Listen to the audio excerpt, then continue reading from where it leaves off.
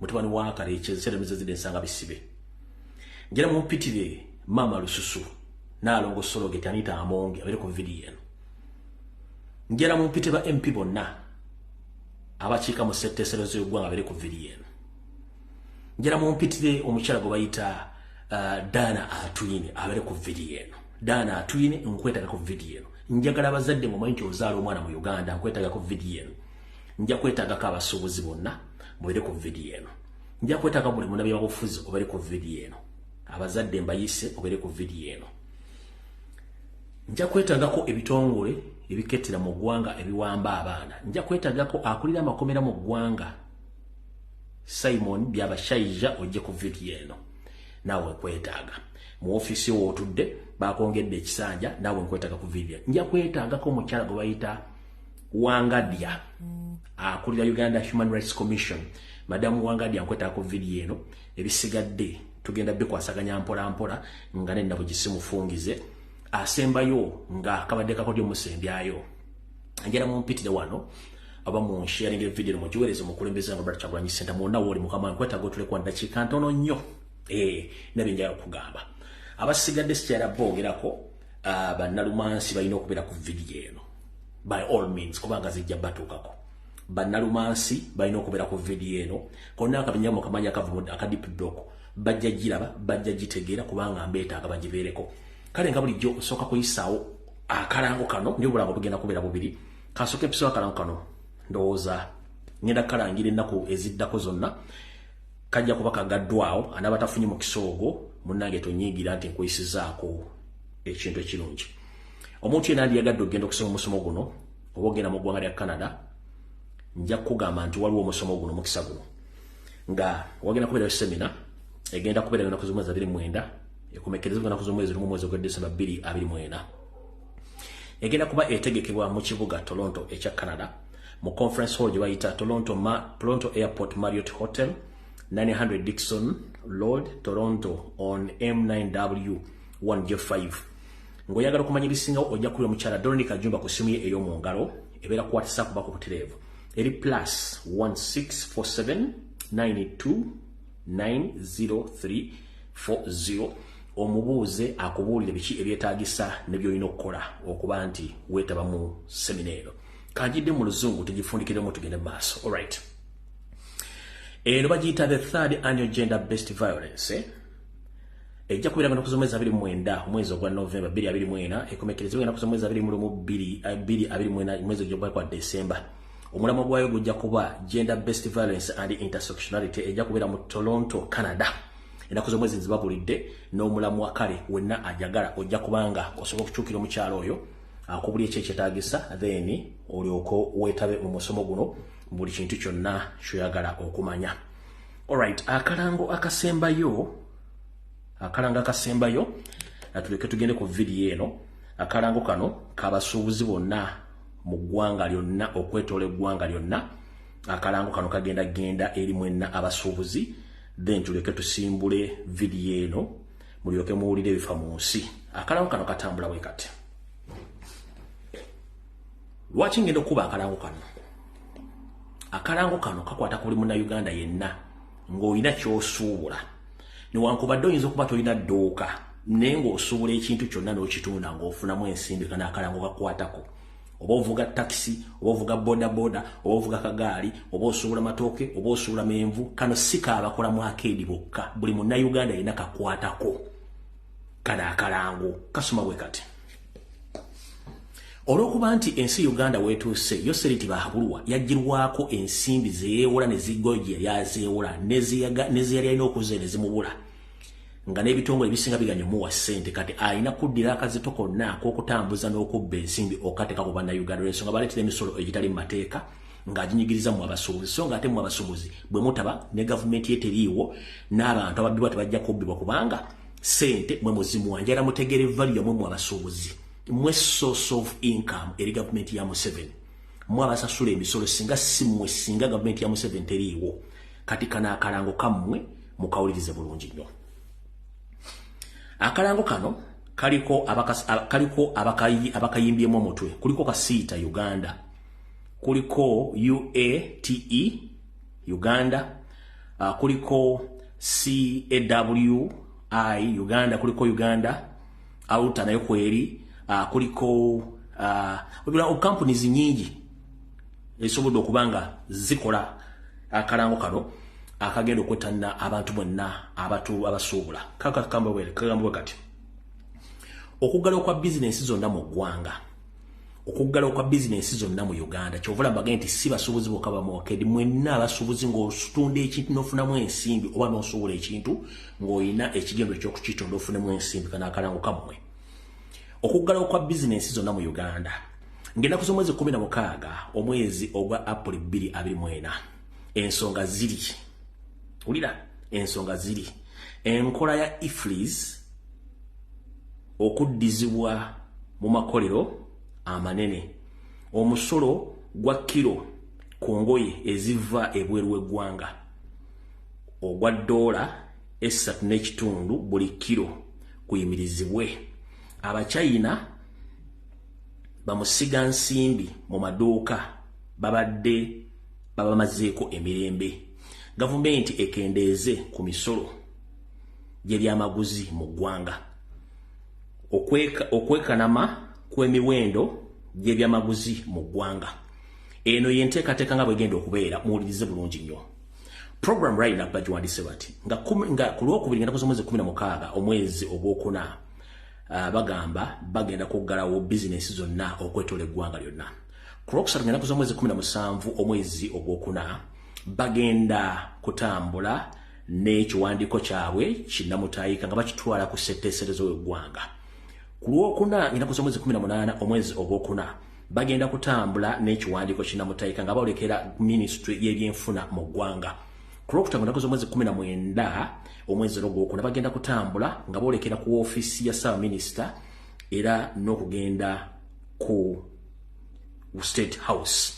Enteekateeka zonna zijja kuba zibategeezebwa, nendoza mukiwulidde bulungi nnyo, mutegedde bulungi nnyo. Akalango keekano, then tulyoke tusimbule video eyatuleese. Akalango keeko, buli muntu yenna ng'olina bizinensi gy'okola, omusolo gunyigiriza gwe, naawe alina ennyumba z'abapangisa, atunda amazzi, akola buli kimu kikwatako, yessaawa mulage nti ensi yammwe, eno ensi yammwe si ya Museveni mukozi wammwe.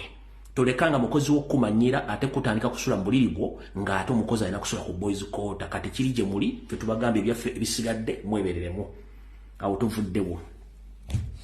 Alright, njala tandika ne akalowoozo ka leero. Bwe mala akalowoozo tugende ku Kigulalogi butereevu, video ebanyumire nga bwe nagiteeseteese mu kunyuma n'olunyuma lwayo mu video ey'olwaleero.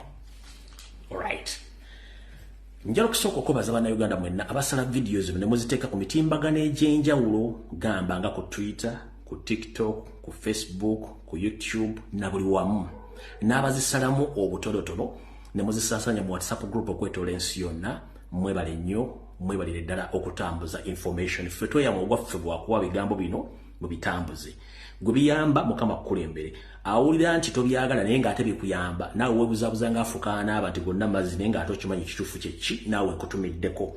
Nammwe abeefuula ba you know more naye nga you know less, nammwe mbatumiddeko nkiddamu. Nammwe abeefuula that you know more while you know less, mbatumiddeko. Era ne mbaagaliza okusiriwala obulungi n'ekiwummula eky'emirembe mu busiru wammwe okwefuula nti mumanyi. Awo tugenze mu kalowoozo ka leero.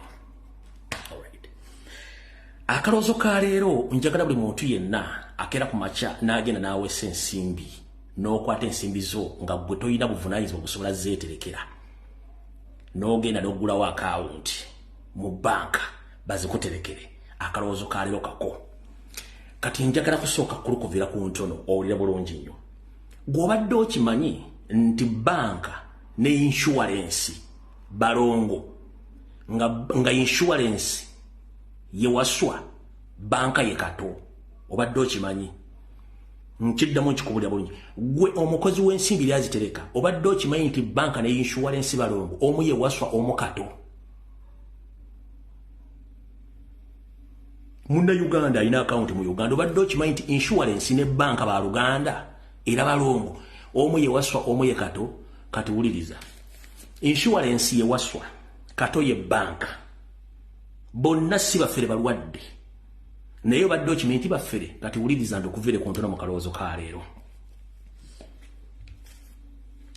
Ensimbi ziba zizo era gw'omanya ekyezikolamu ne bw'ozigayalirira ebiseera ebisinga baga nti ez'omusiru omugezi yakola ki yalya bagamba ensimbi ziba zizo era gw'ozikola n'oziweesa n'oziwa banka oba n'ogenda mu insurance n'ozinshuwalinga ye n'akulinda naye ng'ate gwe gy'okoma okuba nti ensimbi ezo tezifaako omugezi yazirya kati insurance ne banka be bakafulu be mutamanyi. Katutandike n'akalowoozo ka leero. Ndowooza akalowoozo kano kansooke nkuzanyire ka voice note kano oba ka tracker ka sound kano ka tradinga nnyo mu Uganda musooke mukawulirize tugende mu kalowoozo ka leero.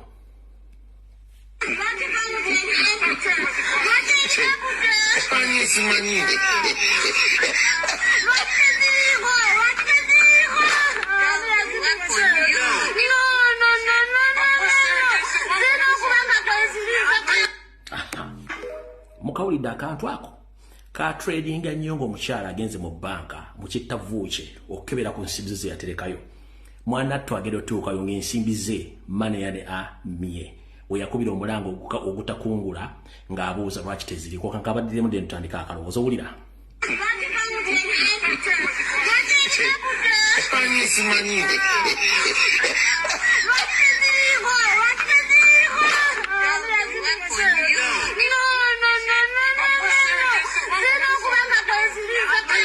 Alright, zina okubanga kweziri mu kalowoozo ka leero wuliriza bulungi nnyo. Wano saagala aseka kakkana sala puleesa. Mu kalowoozo ka leero obadde okimanyi nti gwe wenna ayina account mu banka zonna ez'enjawulo obadde okimanyi nti sente z'otereka mu banka zonna oziterekayo ebiseera ebisinga at your own risk. Nkuddamu obadde okimanyi nti bw'otereka sente zo mu banka ebiseera ebisinga oziterekayo at your own risk. Gw'olwokuba omanyi nti Bank of Uganda ye Central Bank yevunaanyizibwa ku banka zonna yes kituufu nnyo naye obadde okimanyi nti bw'oggulawo account mu banka n'oterekako sente ezisukka mu miliyoni emu okudda waggulu okuva ku miliyoni 10 okudda waggulu nti sente ezo zonna yeso ziwadde banki ezikuterekere niyo okimanyi nti zibeerayo ku lw'ekisa kya Katonda nti banka yoba esazeewo ng'egudde okimanyi nti sente ezo zonna zisobola okufiirizibwa nga banka yo kennyini esobola okuga nti banka yagudde ne bakuza mu Bank of Uganda ofune akasente k'ofuna naye ng'ate waliwo ekikulu kye mutamanyi kyekiruwa kankibabuulire. Gwe wenna alina sente mu banka nga zisukka mu miliyoni 10 okudda waggulu ngenda kusaba ekigambo kimu waliwo ebintu banka byetabagamba byebiruwa bw'okwata sente ziteeka mu banka ezirisiivinga neziteeka nekulaga nti sente zo ziteekeddwa ku account n'ofuna ne notification yes niyo badde okimanyi nti sente mu banka ezo bw'oziteekayo nga nnyingi olina ate ozinshuwalinga ku safety ya sente ezo era okimanyi nti bw'oteeka sente esukka mu miliyoni 10 olina okusaba banka enshuwalinga sente zeezo in case waguddewo ekizibu kyonna mu banka insurance esobola okusasula sente zeezo. Mu mateeka agafuga banka gasoma gati nti banka ku ssente zonna z'oba otaddeyo mu banka z'ogiteresezza banka eyina assurance ku miliyoni 10 zokka ku bungi bwa ssente z'oba otaddeyo. Singa banka eba ekutta omuliro oba banka n'egwa banka esobola kusasula ku miliyoni 10 zokka ezisigadde zonna ziba poteya oba tobanja. Kitegeeza woina miliyoni 10 ekyenda kiba poteya oba tobanja unless nga wagamba banka nti sente zange zonna njala zibeera insured era banka egenda kugamba nti genda ofune insurance policy egenda okukola ki okusituwalinga sente zo n'ogenda mu insurance nejja nekola insurance policy ekuuma sente zo kati awo banka ne bwesiriira oba ne bajjibba oba neegwa kitegeeza insurance erina okusasulira sente zo zonna naye nga sente zonna zolina ku account banka evunaanyizibwako kusasulirako miliyoni 10 zokka ezisigadde zonna ziba poteya. Kitegeeza kato ne wasula bakola omulimu gwegumu ne insurance osobola okuinshuwalinga emmotoka yo naye emmotoka eyo nga ya bbeeyi naye ate n'ofuna accident ng'obadde onyweramu sigala obadde onyweramu omwenge insurance kyejjo kola okunoonyereza ejja kufind out mulwadde otamidde kugambe mu insurance gye watusanga temwali mukunywera bbiya mu motoka kiba kiwedde oba oweddeyo kati oli yewaswa ono ye kato kati njala kutegeeza go muganda wange anga tonnawakana genda obuuza bakola mu banka genda obuuza bakola mu insurance bajja kunnyonnyola nti sente muziteeka mu banka ne muziteekayo at your own risk yensonga lwaki ogenda mu banka nga sente zo bazitulako 0.0 olumu batwala mu mitwalo olumu batwala bukadde n'olimu ogenda obbwabira omusango gwonna kubanga amateeka agabwe gali kiriya nnyo engeri gye bakwatamu ensimbi ezo kati munnaye kitegere butegeezi nti gwe yensonga lwaki olina okwebereramu katonda ewaswa be basinga obufere mu nsi yonna ye insurance ne banka kansubira nti ekintu kino kibanyodde bulungi nnyo mukitegeere era yensonga lwaki omwana ono yakomekereza agamba atya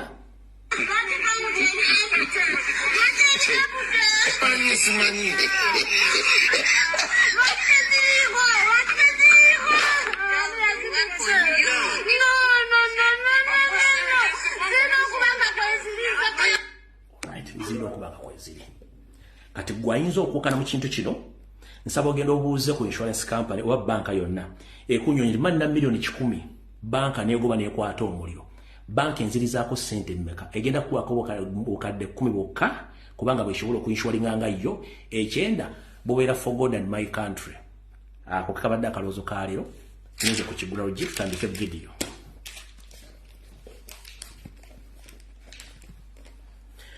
Alright, mbalamusiza ku mwenda banda Uganda gye musinzira okulaba akatambi kano kwetola ensi yonna ennaku z'omwezi 12 mwezi gwa kuna omwaka 2024 tutuse mu kanyomero ak'Ekigula Luggi era mbalamusiza ku mwenda abanyumira Ekigula Luggi okwetola ensi yonna kansipenti muli bulungi na kino njala kigendererwa na Uganda mwenna oba video yango ogiwuliza mu voice note oba ogira mulabi butambula naawe agamba nti tompuliriza naye ng'ate video zino oziraba eyeefuula ino mmonga ate ino less nawe njikuweereza n'abandabira mu kisenge nammwe nkabaweereza kubanga kajja bagasa era kajja bategeeza kye mulina okukola mu Kigula Luggi kya leero njagala mukiwulize kikutuule mu bwongo kikutuulemu okiwulire bulungi nnyo Ekigula Luggi kya leero kyekiriwa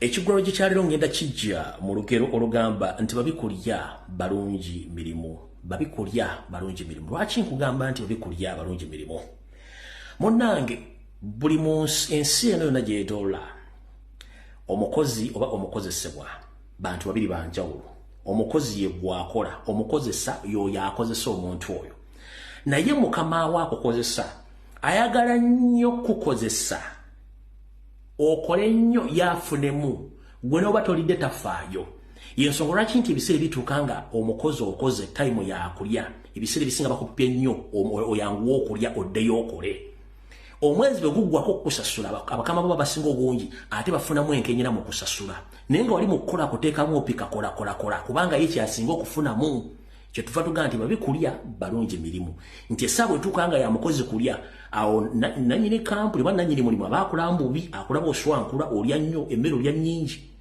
n'ebituuka mu kukola abatakulaba akugamba kola era nakozesa nnyo ekiyitiridde ne bwe kituuka mu kusasula n'alyoka afuula obugere wano wava olugero luno nti babikulya balungi mirimu ky'omukozi bw'atuuka mu kulya ate afuukira mukama w'ekizibu ne bwe kituuka mu kukola ate akwagala nnyo ng'oli mu kukola weva Ekigula Luggi kya leero kansooka ekikunyonyero kitegeere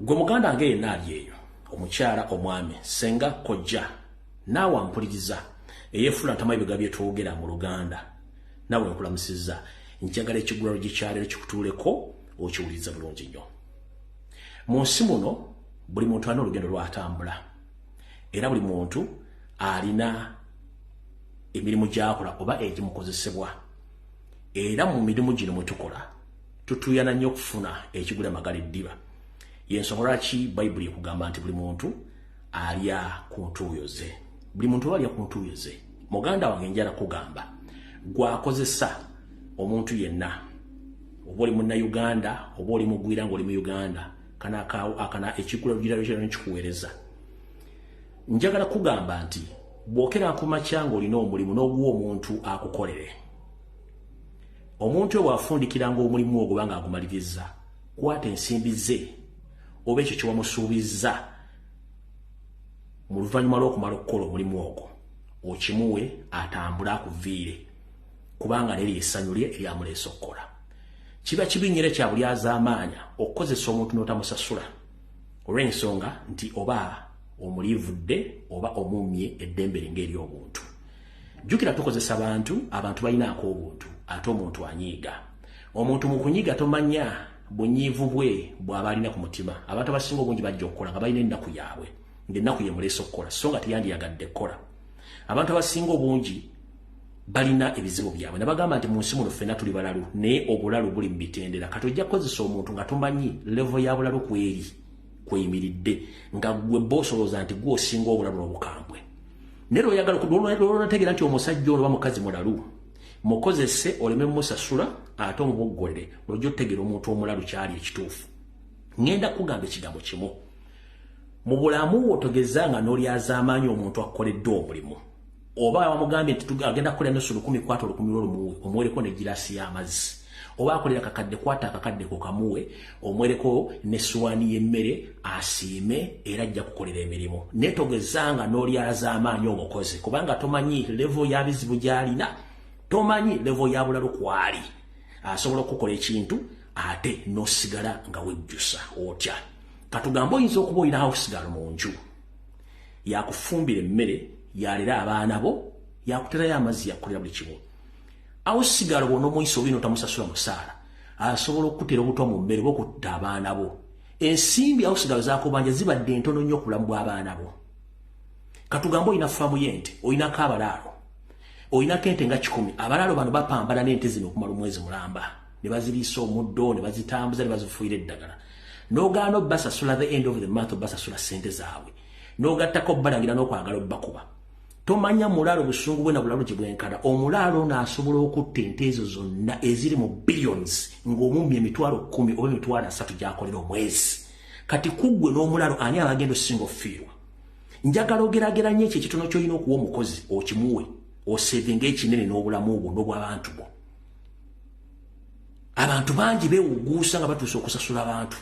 Kebere kampuni omuntu ng'abaddako oba omukozesa ng'ayimirizaawo kampuni n'ogaana omusasula asobola okudibaga kampuni ne kapitolo n'afa nga nenda bugisimufunzi n'ekyogera mukola. So buli muntu yenna akozesa omuntu fuba okulaba at the end of the month sasula omukozi oyo okowala loosi n'okumanya levo y'obulalu omukozi gy'alimu. Abantu balina ebizibu nkubuulira. Buli muntu alya ku ntuuyo ze. Gobona Donald gw'osinga okuluma omukozi kyayinza okukola oyinza okikwasaako emikono 2 n'oyongerezaako okukolima naye ng'akikoze kubanga akijja ku busungu bw'omutuusirizaako. Omuntu bw'akolanga musasule ekyo kyakoleredde. Kyekibadde ekigulalo gye kyaliro kiwedde. Katutandike vidiyo.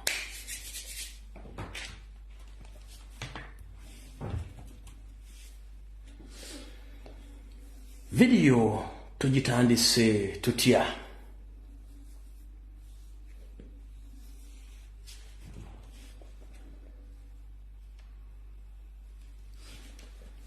Kansooke mpiseewo obubaka buno bugenderi pulezidenti wange. Mukama wange Robert Kyagulanyi Ssentamu n'obuwombeefu njagala obubaka buno bukutuukeko.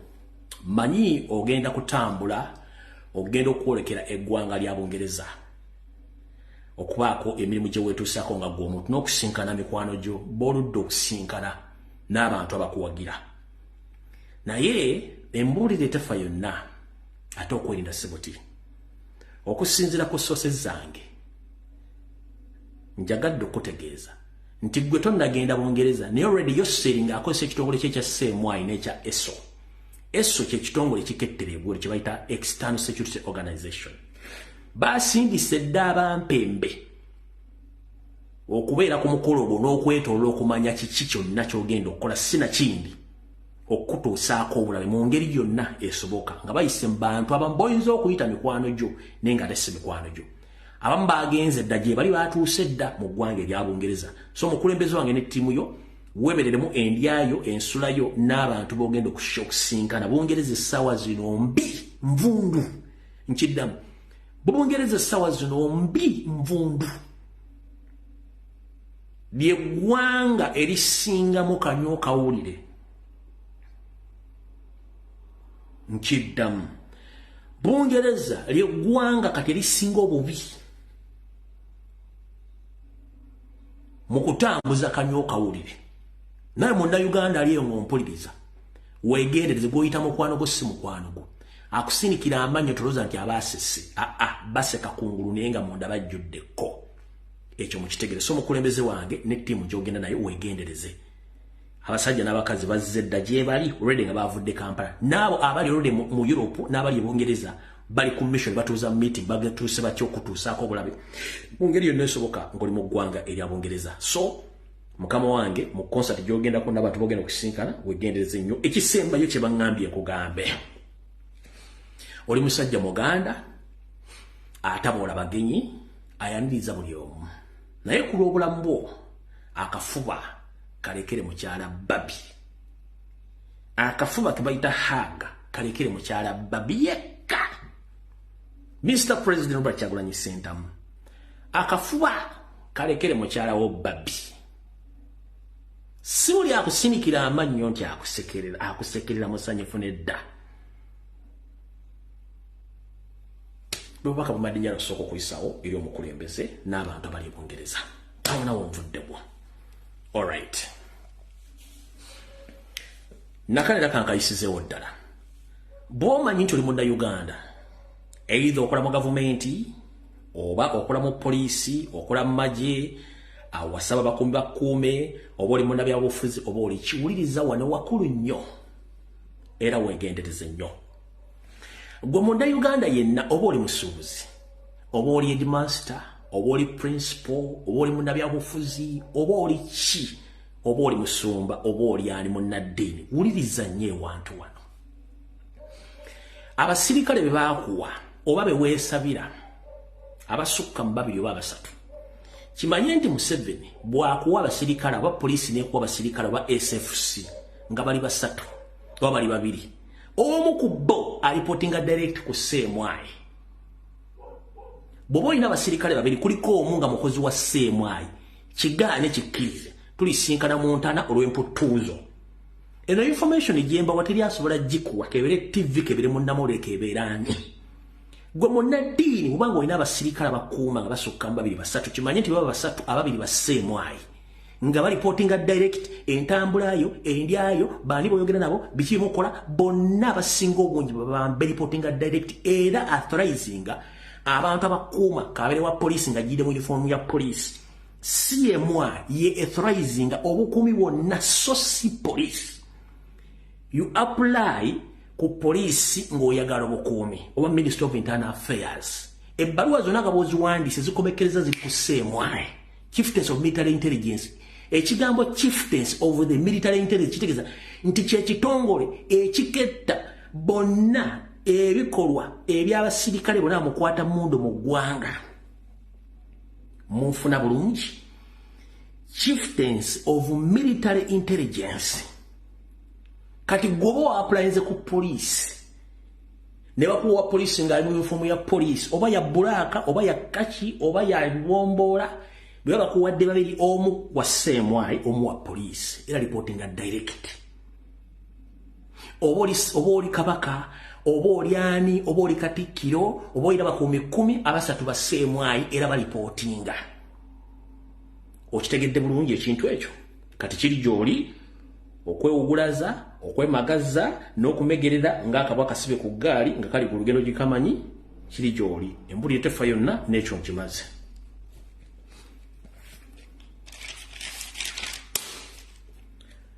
alright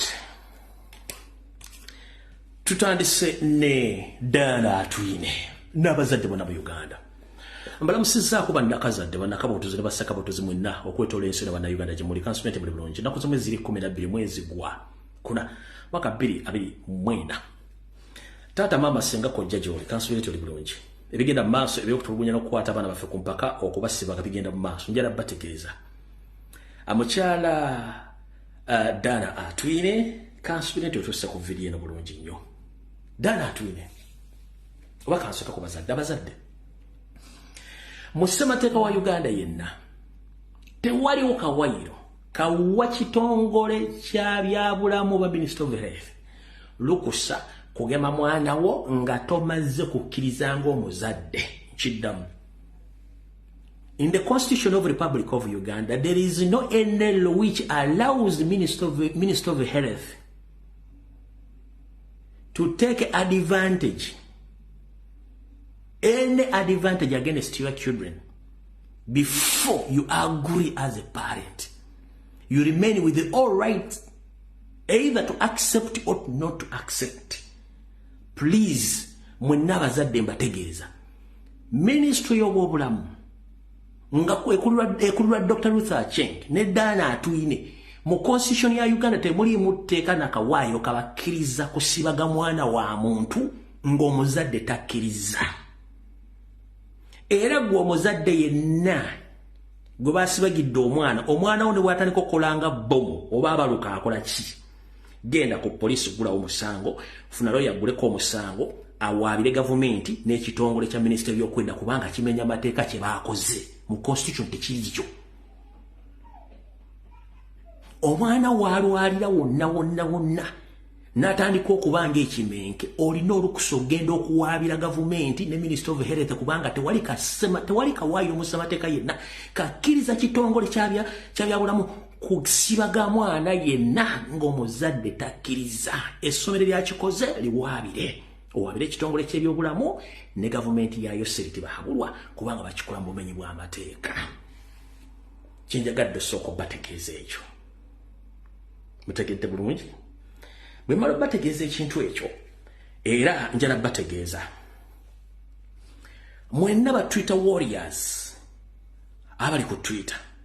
Bwe nva ku video eno ngenda postinga video y'omukyalo ono Dana Atwine eyagambye nti agenda kusasuza abantu bonna abagenda okufuluma eggwanga singa batebeegemeza ng'agenda basasuza $150 nga bafuluma eggwanga. Njera bategeeza tewaliwo mu ssemateeka w'eggwanga wekiwandiikiddwa oba kirambikiddwa oba mu ssemateeka afuga World Health Organization okusasuza omuntu yenna atakkiriziganyizza na kumusibaga tekiriyo. Bwe nva ku video eno ngenda postinga video eno abajagala mu inbox njibawe mugiteeke ku Twitter nga mugenda ku mutimbagano gwa World Health Organization muwaabire omukyalo Dr. Ruth Aceng obufere bwe n'obutemu. Bwati bwe yayogedde kankabaddiremu. Kyakyo kiwaliza Minisitule y'ebyobulamu okwongeza enteekateeka eno okutuuka ku Sande ya wiiki eno nga 14 omwezi guno. When we close this window of this campaign, any adult anywhere in the country, if you want to get vaccinated, you will have to part with not less than $150. You are going to pay because it is a requirement. And you'll be turned down at the airport, or you will not be allowed to travel because now Uganda is among the belt countries that are supposed to have fully their citizens immunized. We are going to phase out all those so-called fake yellow cards. Anyone we do not capture in our system, you did not get vaccinated. And therefore it will be very, very difficult for you to travel. Those of you who want to travel. All right. Bwe nva ku mutimbagano guno ngenda kubasindikira ka video kano kapostinga ku page zange zombi abajja mu inbox nkabe mukatwale ku Twitter ne mugenda kapostinga no kawereza ku kibanja kya World Health Organization nga mbagamba nti nakyalo ono omukyalo Munyarwanda atonye Moli yatugambye nti abatakiriziganyiza na kugemebwa nti ye tuli bakusasula $150 nga tufulume eggwanga alyoka ategere nti ensi yakoowa omuntu gwe bayita akabano n'Abanyarwanda. Butyo bwe nabadde ndi ku video gye nakoze ku lunaku olwokusatu n'abakubi b'emasimu omuyage nti munoonyeze ku Dana Atwine limukwatako. Taata teweeruma lulimi. Dana Atwine yaani? Kyenjo kugamba ono tajja kulaga kitaawe wadde nnyina.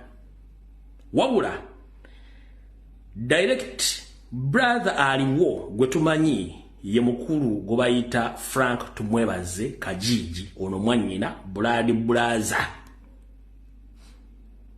era Munyarwanda munne oyo ono Dr. Dana Atwine ne muganda we Franka Kajiji Tumwebaze era owakabano yoyo kati mission kiza akoze endala eri banna Uganda enchafu kwate kalamu wuliriza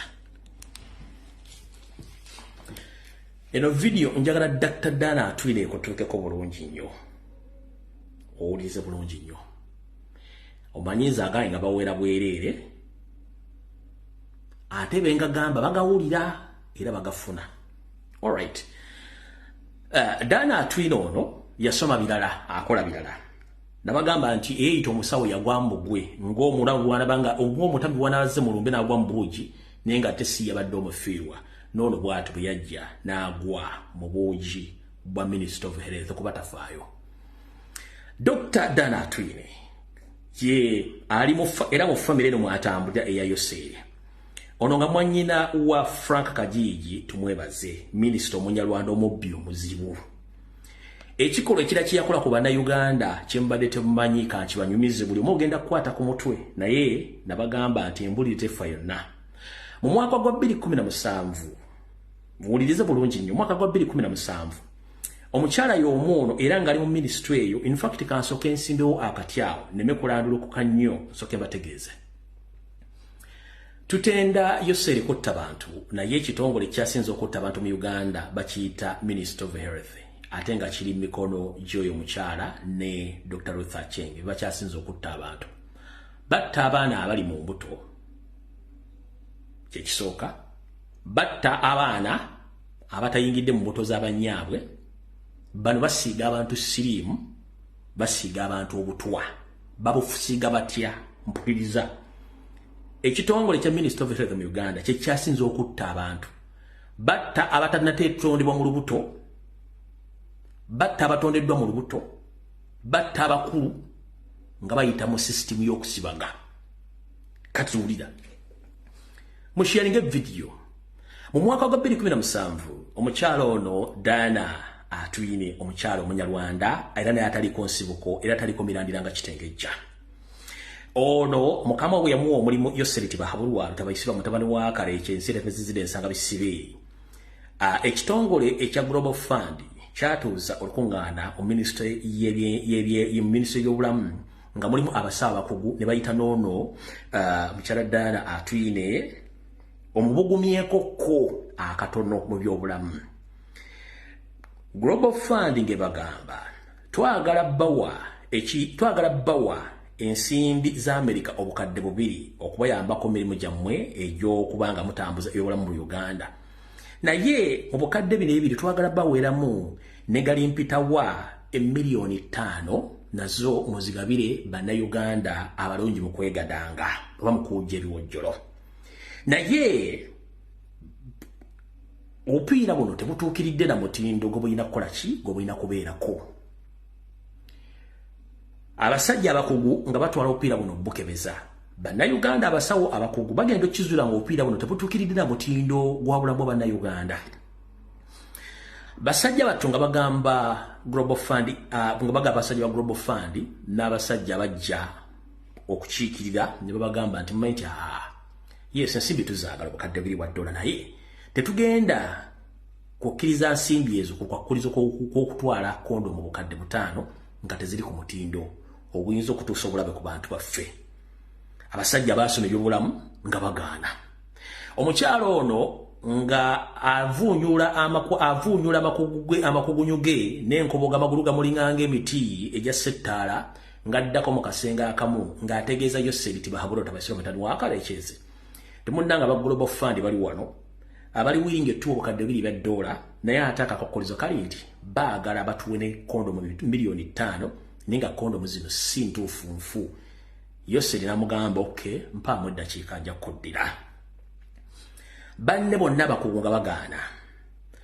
Wayitawo eddakiika mpawe kaaga ng'abasawo bali abakugu bafulumyemu omukyalo ono nga afuna olukomo okuva ewa Yosere nga amugamba bagambe sente bazituwe ne kondomu tujja zitwala tumanyi azikozesa muziwa abantu bagende fiti bitukwatako wozikozesa nti munnanga omukyalo Dana Atwine ng'akkiriziganya n'abasajja nga bakwata obukadde $2 nga bazibawa ng'awerako ne kondomu emitwalo miliyoni 5 eza kondomu enfu bwefufululu.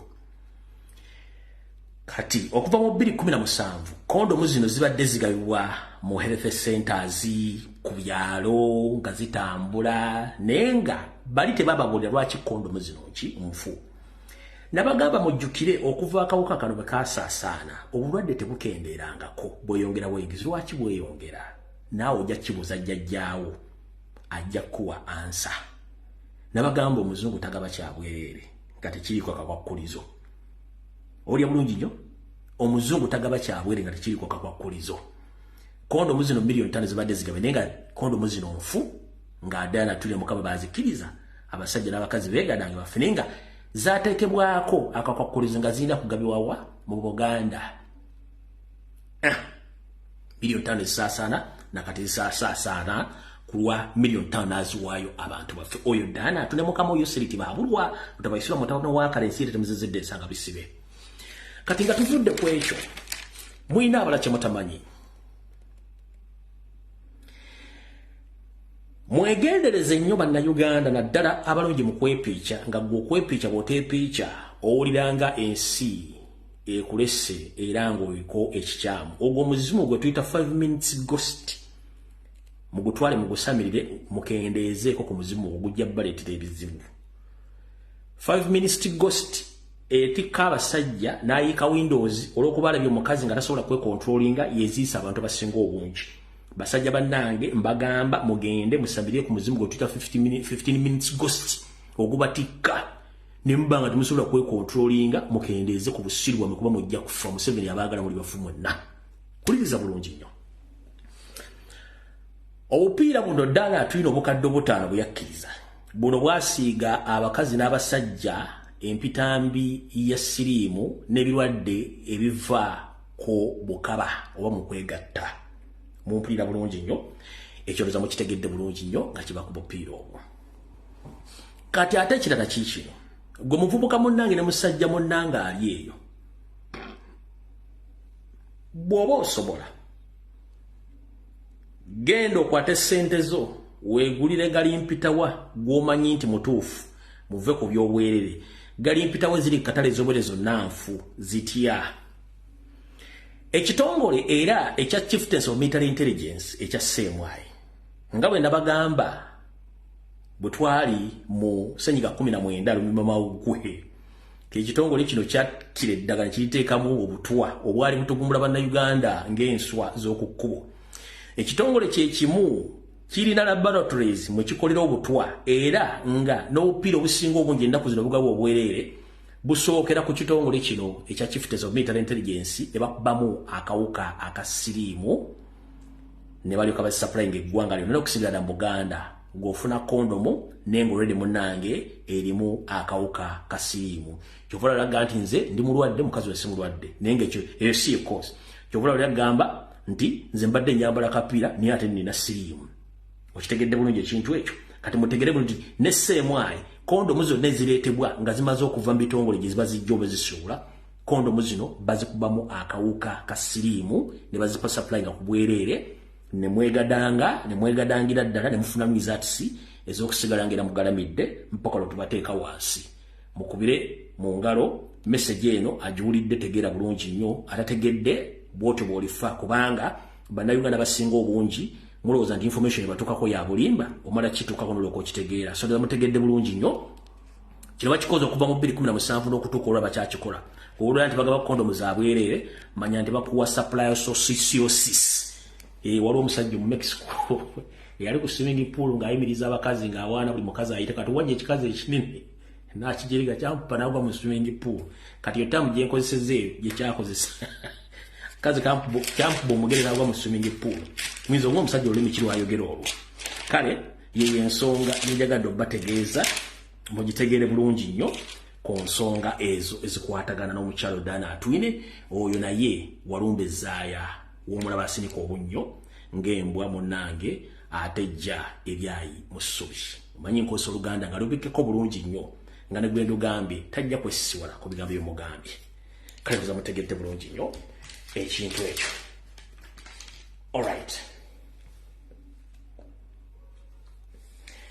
Kansule nti yose yatuse tetundagenda kere mu kabokisi kaki tetundagenda mu kabokisi k'amawulire katusooke tujje wano.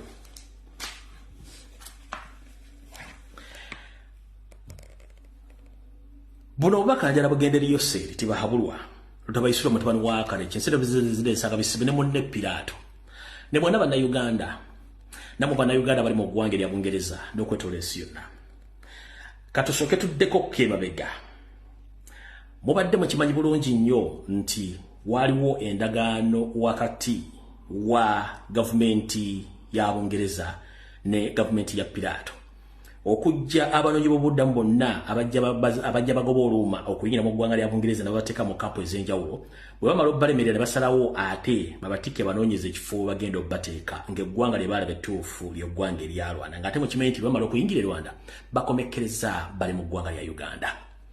Wabaddewo okulya n'okkomba essiyani ku mulimu guno kubanga yo Rwanda ssente yali yazifuna nga yazimbako ne bye yazimba n'endala ne bazeggwera nga bumukimanyi. Naye kooti naye ezze ebirinnya eggere yabaga nti mukola si kituufu kubanga abantu bano baddukawo bakunoonya obuddamu ate lwaki mubasindika mu ggwanga erya Rwanda nga mukimanyi nti Pilato naye si mulungi mu kulinnyira eddembe ly'obuntu. Basanze obuzibu amaanyi nnyo okuyimiriza enkola eno. Wiiki ewedde yennyini Pilato yasituka n'agenda mu ggwanga lino erya Bungereza okusinkana Ssaabayindi afuga eggwanga lya Bungereza kati omukulu Sunaka bamale okwogera ku nsonga zino nga kino kyavudde nti ennyonyi zonna okwetola ensi yonna zaaganye okutikka wadde n'omuntu n'omu okugenda mu ggwanga lya Rwanda. Ennyonyi zonna buli kika kya nnyonyi ekiri mu nsi yonna kyaganye okwenyigira mu kikolwa ky'okutikka bannansi abalonyi b'obuddamu bali mu ggwanga lya Bungereza. Ono Pilato ng'atuuka ku namba 10.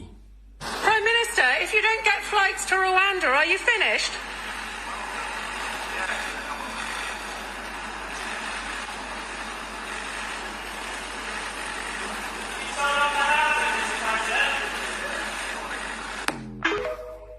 Ndowooza olya kanamu ne kamubuuza mukulu Ssaabayindi Sunaka bw'otafuna nnyonyi zitwala banonyi babuddamu bano ogamba nga batega ku bugumye kasinisewo otunyo ne kayingiza Pilato ne bayingira munda babeeka engeri gye babyogeramu kati uli kankabadde bulungi nnyo mu kawulire. Prime Minister, if you don't get flights to Rwanda, are you finished? Kateze otunyo ne katege otunyo tugende munda va ku bayaye kateze mutezi tunyoga va ku bayaye tuyingiremu kati ne bayingira munda ne va ku bayaye kati lwaki ndeesa amawulire ago mulaba Abaeritrea Abaethiopia bonna abayitirivu n'abantu abatetegeera kale zingidde mu Uganda bonna banoyi babuddamu naye nga balina ekigendera ekibaleeta mu Uganda. Kati otwogerera essaawa zino ennyonyi zonna zaaganye bulungi nnyo okutikka omuntu yena nga zimujja Bungereza zimuleetawa Rwanda. Kiki ekyazzeeko? Lwadde terubulimyusa Ssaabaluvu Ssaabaluvu Yoseri Tibahabulwa nga bulijjo osanga bisibe yayagala okusomba abantu bonna nga abajje Bungereza abaleeta Rwanda ng'akozesa Uganda Airlines amala okunywa ku mazzi.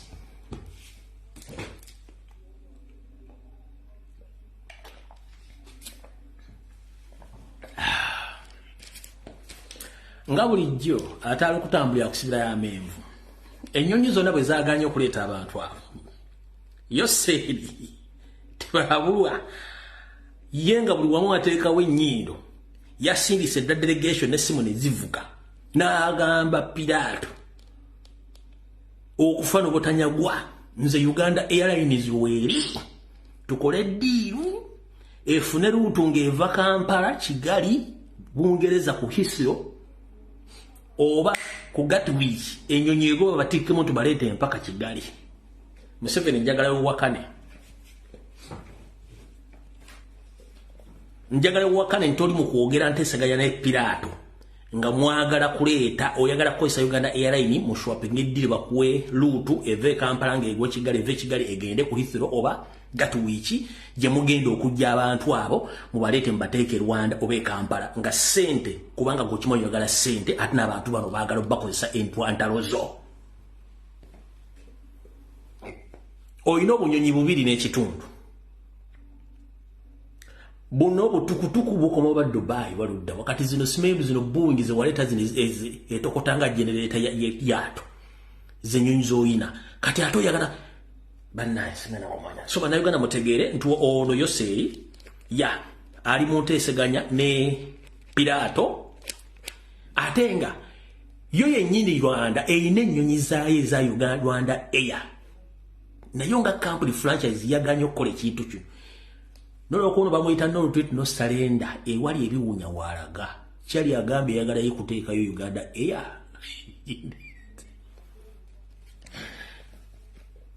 kubanga Rwanda Air ennyonyi eyo si akagame direct erimba shareholders abalala kati baagala kutta image yayo kati bano baliwo kusuula buli kimu baagala kukingira mu Israel bakingire bakikube mu mutwe balioke bakolese nenga Uganda Rwanda Air bananyira kubainamu emigawo bagwira tebagala kosa Rwanda Air egende gye ebintu ejja abantu abo image ejja kufa kati bano bo abaka bana babbi bo bagani tutogera kuyingira teke mtu tujja abantu balete Kampala kati nekyo mukitegedde bulungi nnyo ndizo mukitegedde yasongora kinti omukulu oyo ayagala kola ekintu ekyo awo tuvuddewo tugenze ku nsonga ki ensonga endala njagala egende wa president wange omulonde Kyagulanyi Ssentamu njagala buno baka bugende eriwo kasoke mali n'okutereera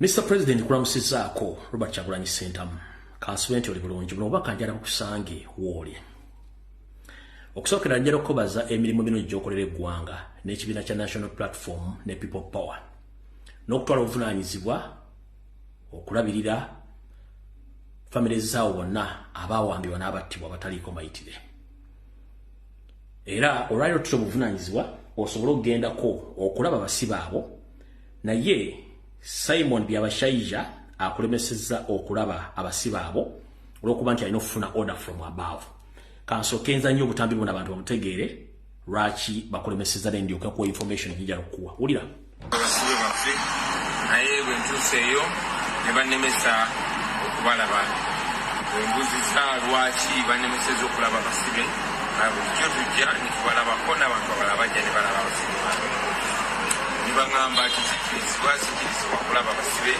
kubanga waliwo abakulu aba gavumenti abalala abagenda okubalaba so ne mbabuuza teekaaki ne bayisizideko nakulaba abasibe nebagamba yona gye balina odafumabaako kyono kidiridde ennaku nnyingi nga batuukirira famire zaabwe n'okututegeeza nti abasibe mu nkomera bagezaako batuukirira obakirizisa emisango gye batazza bagamba bagenda basumulula naye balina okukkiriza emisango egyo kwabawo amagezi baleme kukkiriza emisango gyonna kuba tebazza musango tebalina musango n'ogumu gubazza naye era ekyo njagala kyongera otulaga nti ebitongole byaffe byonna byonna byawambibwa byonna bikozesebwa okuzannya byabufuzi kuba abaana b'abantu be basibye okumala emyaka 2, 3, 4 abali ekitalya eruzira n'amakomera amalala okwetoola eggwanga tewali nsonga n'emu lwaki tebabatta tebalina musango n'ogumu gwe bazza kuba singa babadde n'omusango bandibadde babasimba dda mu kooti ne babawozesa naye tebabawozesa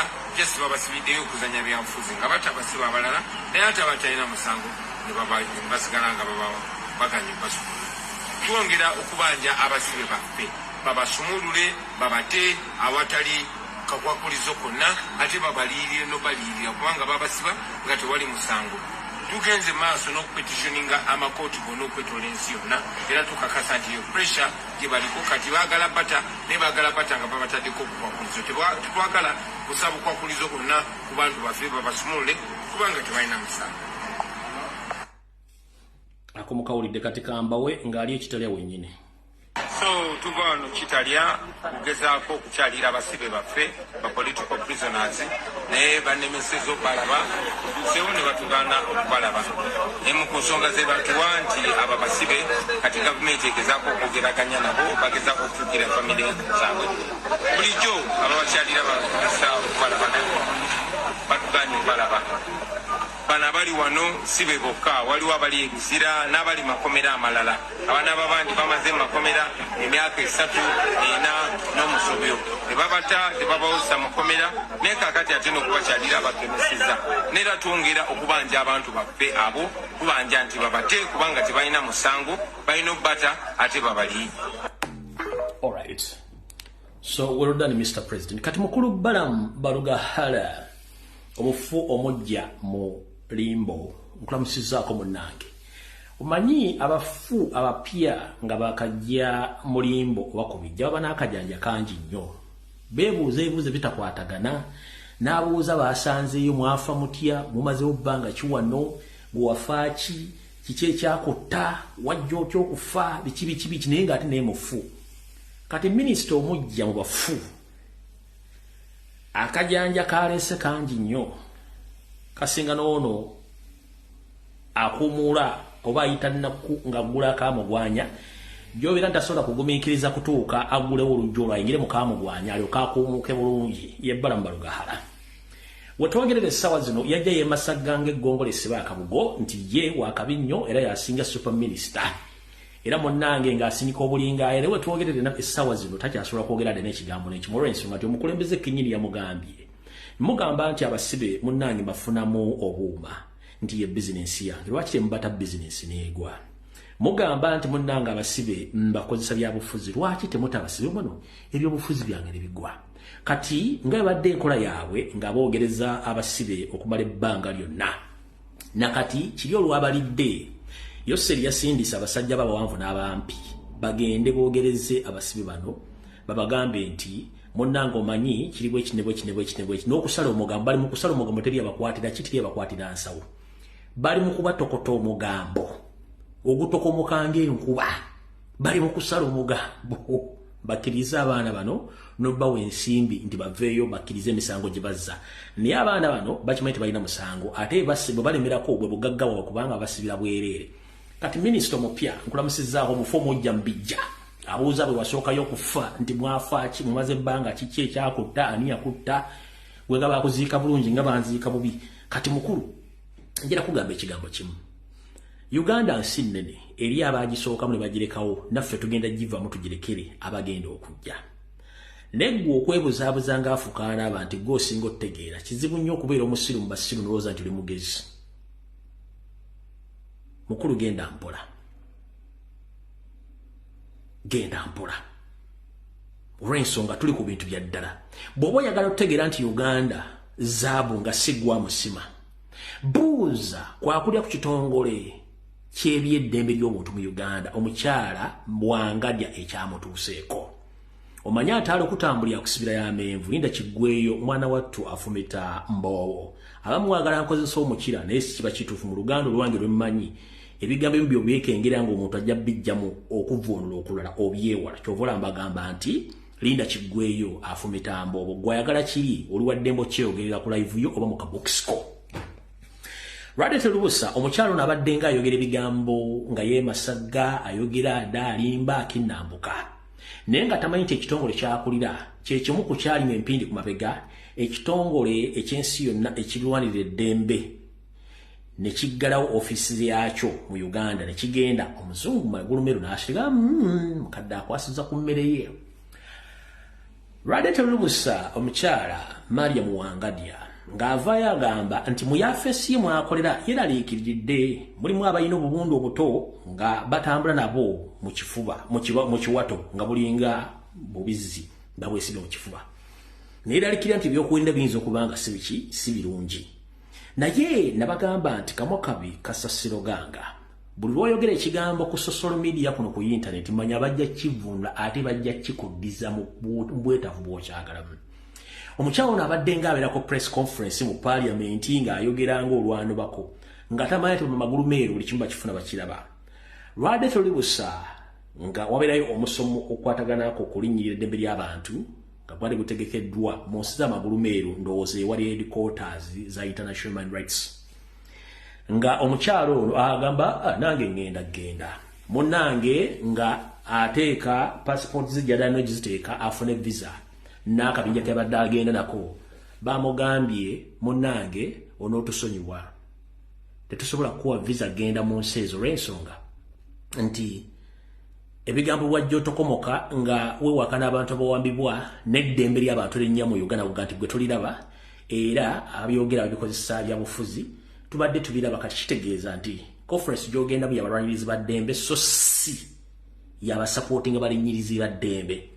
Olina essimu ey'obuyonjo, olina ne kompyuta kalimagezi, munnaffe osobola okugenda ku Zoom ne tukusindikira linki n'ogikoonamu n'osigala ng'oteesiza ku Zoom nga Mariam Wangadya ennyonyi gyesonyiwe nga embwa bwe yava ku nseko kubanga bwesekera okugola bwogozi. Ndowooza mukitegedde Mariam Wangadya, ndowooza okitegedde waddanga eyo n'oyogera ebigambo ebitakwatagana ng'empale ya Mukama Museveni. Ndowooza kati okitegedde kiki bayita okwogera ebigambo nga tebikwatagana. Tuli mu bintu bya serious. Kati mutono oli omufu omujja mbijja abuuza abafu bye yasookayo nti baafa batya, bamazeyo bbanga ki, ono nga bamuziika bubi, ono nga alina ssente, naye ajja kifeesingako era ajja kitegeera. Y'ensonga lwaki tubagamba nti mugende empola ku bigayo mwogera. Kati bwe tuvaawo katugende ku nsonga eno. Abamu nansonyi Oluganda lwenkozesa olumu lukakkali nnyo naye ng'ate lwe lulimi olwange oluzaaliranwa lwe nnyumirizaamu nga bw'olira Omungereza bw'afukuta Oluzungu, nga bw'oli Omumerika bw'ayogera Oluzungu lwe Olumerika, nga bw'oli Omuscottish bw'ayogera Oluzungu lwe Scottish oba Aba-Ireland, nange bwentyo bwendi.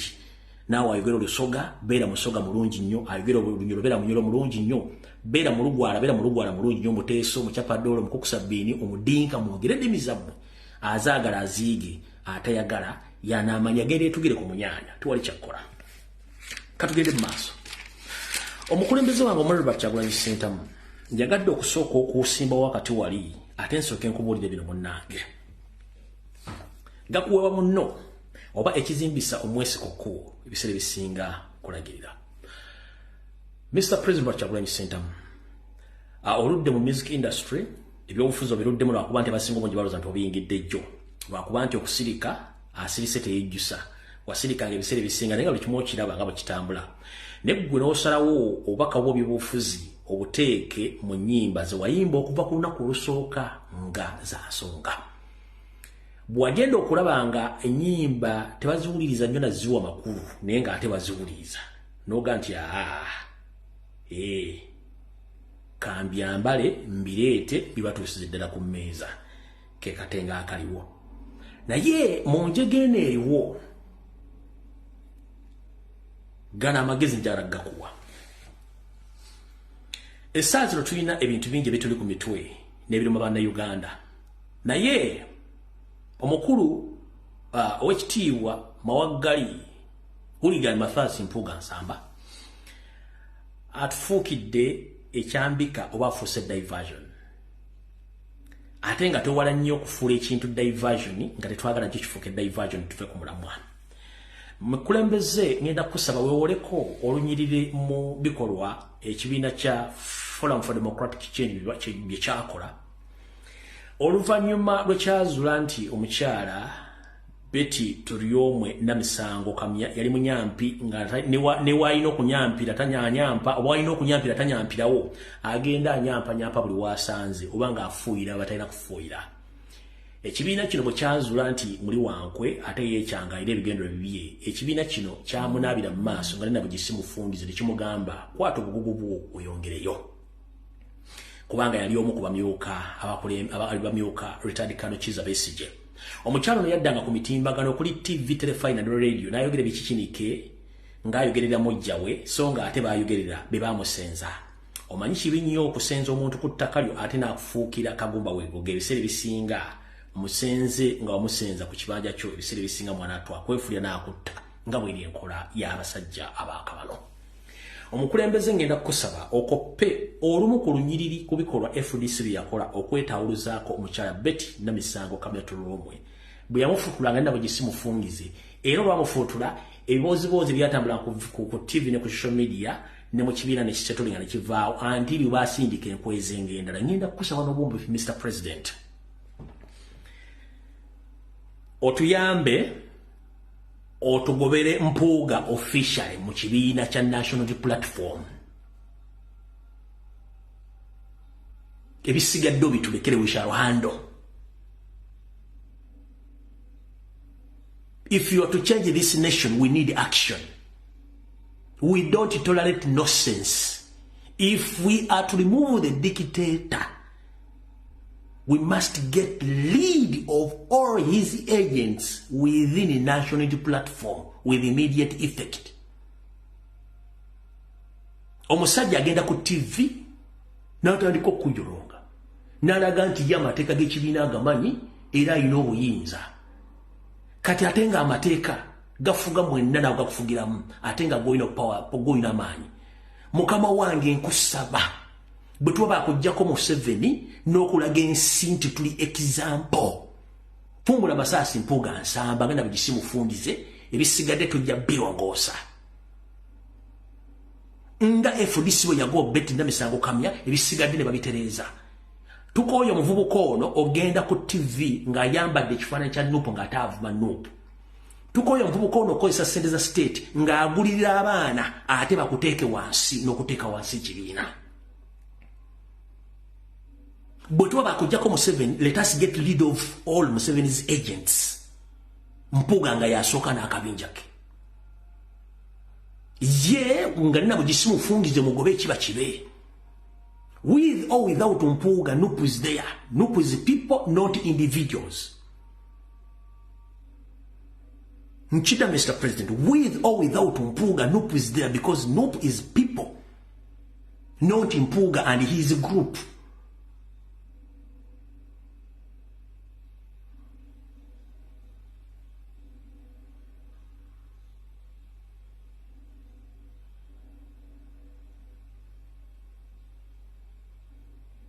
Kaberemo na dini nga yambadde sekapulayi oba eminagiro gyonna nakubira essimu busima ebikintu.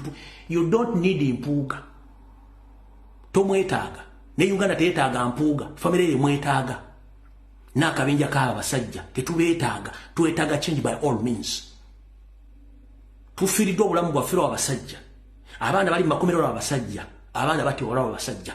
Biba balyamu olukwe ne bagaana change okukyuka kubanga twalina plan ya countrywide demonstration within 2 days nga government egudde.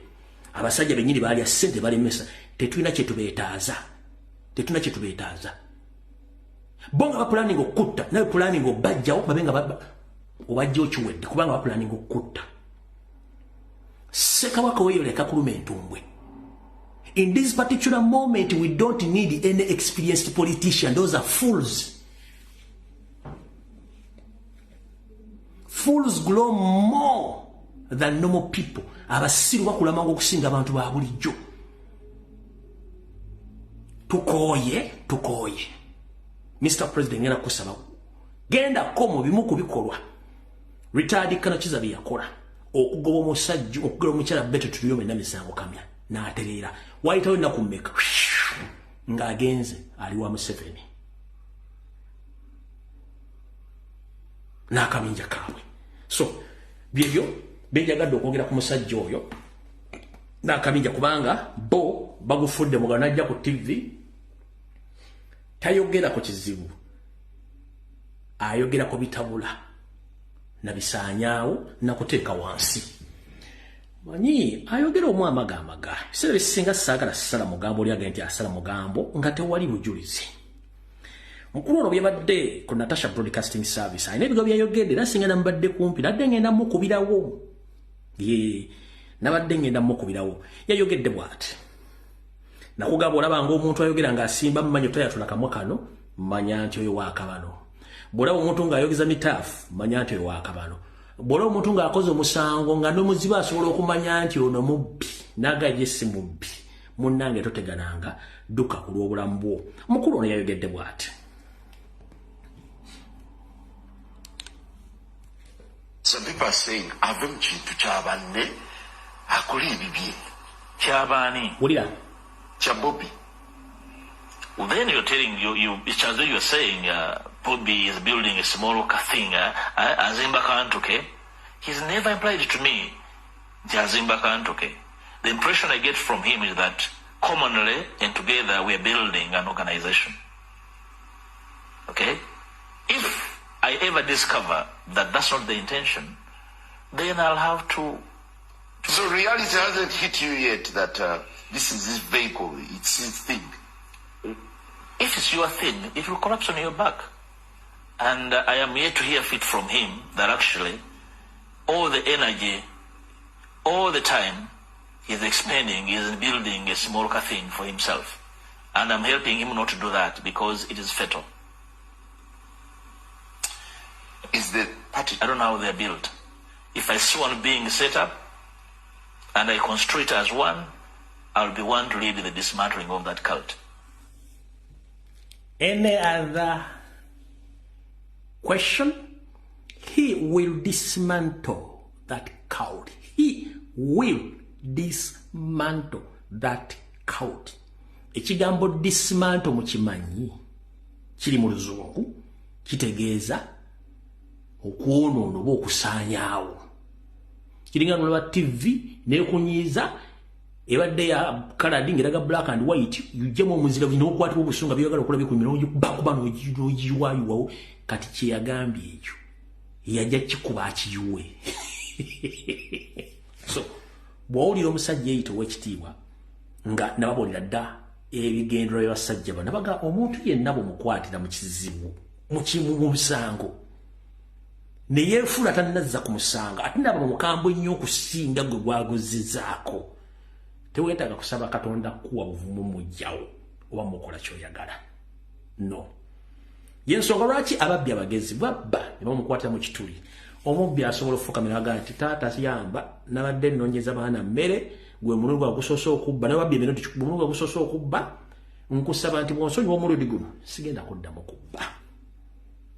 Oyo mubbi omugezi era akaaba n'amaziga ayinza n'okukomba ebigere n'agamu neetaasa mbadde nzibira baana gwe mulundi ogusoose naye bw'okwata omubbi n'akugamba badde ogenda kukola kimpozi kati olwo nkubbye nnyo gwego basoose okubba ye ng'olekaana nnyo ogenda kunkola ki nejjukira ayogera ebyo abba ebintu byalina ennago yo mu ngalo kati y'omwami ono. He will dismantle the party. Bwe yali mu church ku misa y'amazuukira yagamba bwe kinaagaana omufu tujja mutta era tujja babula tunaziika omufu. Njala mwegendeze nnyo ebigambo basajja bano bibogera babitegeeza. Omuntu ataswala mubi nnyo ate ze zimu ku kkolite z'akabano nga Yoseeri mukulu waabwe bw'ataswala nabano tebaswala balina ka resistance. That's the common element mu bakabano group. Omusajja omuganda yenna muko weewombeko bw'omugamba ekintu agamba public n'endaba etya ne family yange neewe naye omusajja bamukwata red handed nga akawala akajjeemu akali ekoko kali bweru kekalakaasa ne muko omusajja ali bweru ne muko omusajja ali bwereere bali mu lodge n'agamba it was politically motivated nze. It wasn't me. Omuvangako bamukwata red handed muko omusajja nga akali enkoko kekyanga kali awo kaddeno kaddeere nga ne muko omusajja ali bwereere mu lodge n'omubamanda yagamba it wasn't me. In fact, it was politically motivated. Kati kikyo omusuubiramu. Mr. President, the dice is yours. You have the cup, you have the dice, you have the board, you know your numbers. Shake the dice, pour down on the board, you'll get all the numbers you need to finish that game. How comfortable.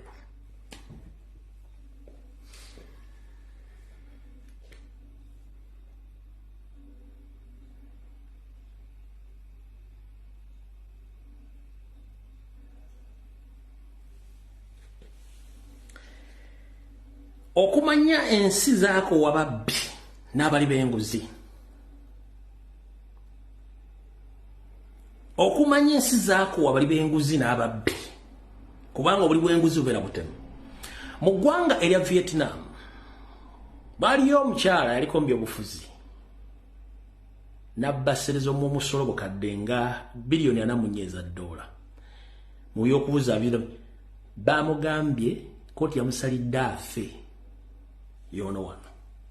Afe, bamanda afe. Uyo. The court in Vietnam has sentenced a wealthy property developer to death for defrauding a bank of billions of dollars. 67-year-old Trong My Lan was found guilty of embezzlement, bribing state officials and violating bank lending regulations after she used her hidden ownership of the Saigon Commercial Bank to channel $44 billion of loans to her own companies. It's been described as one of the greatest bank frauds in history. Kati jo musetteserezo y'eggwanga mukyala n'abatulege n'alongo Sologet Anita Amonge bwe badde bateesa omwami Theodore Ssekikubo omusajja Museveni sidde mukuukutivu yagambye betuteesezza bingi naye ensonga ze tuteesezza mu nga tezigguka. Twateesa ne twogera ku nsonga y'okwogera ku buli bw'enguzi obuli mu parliament ne ssente eziyisibwa zitali mu mateeka. Omanyi omukyala Nnaalongo Sologet ebigambo bye yayogedde.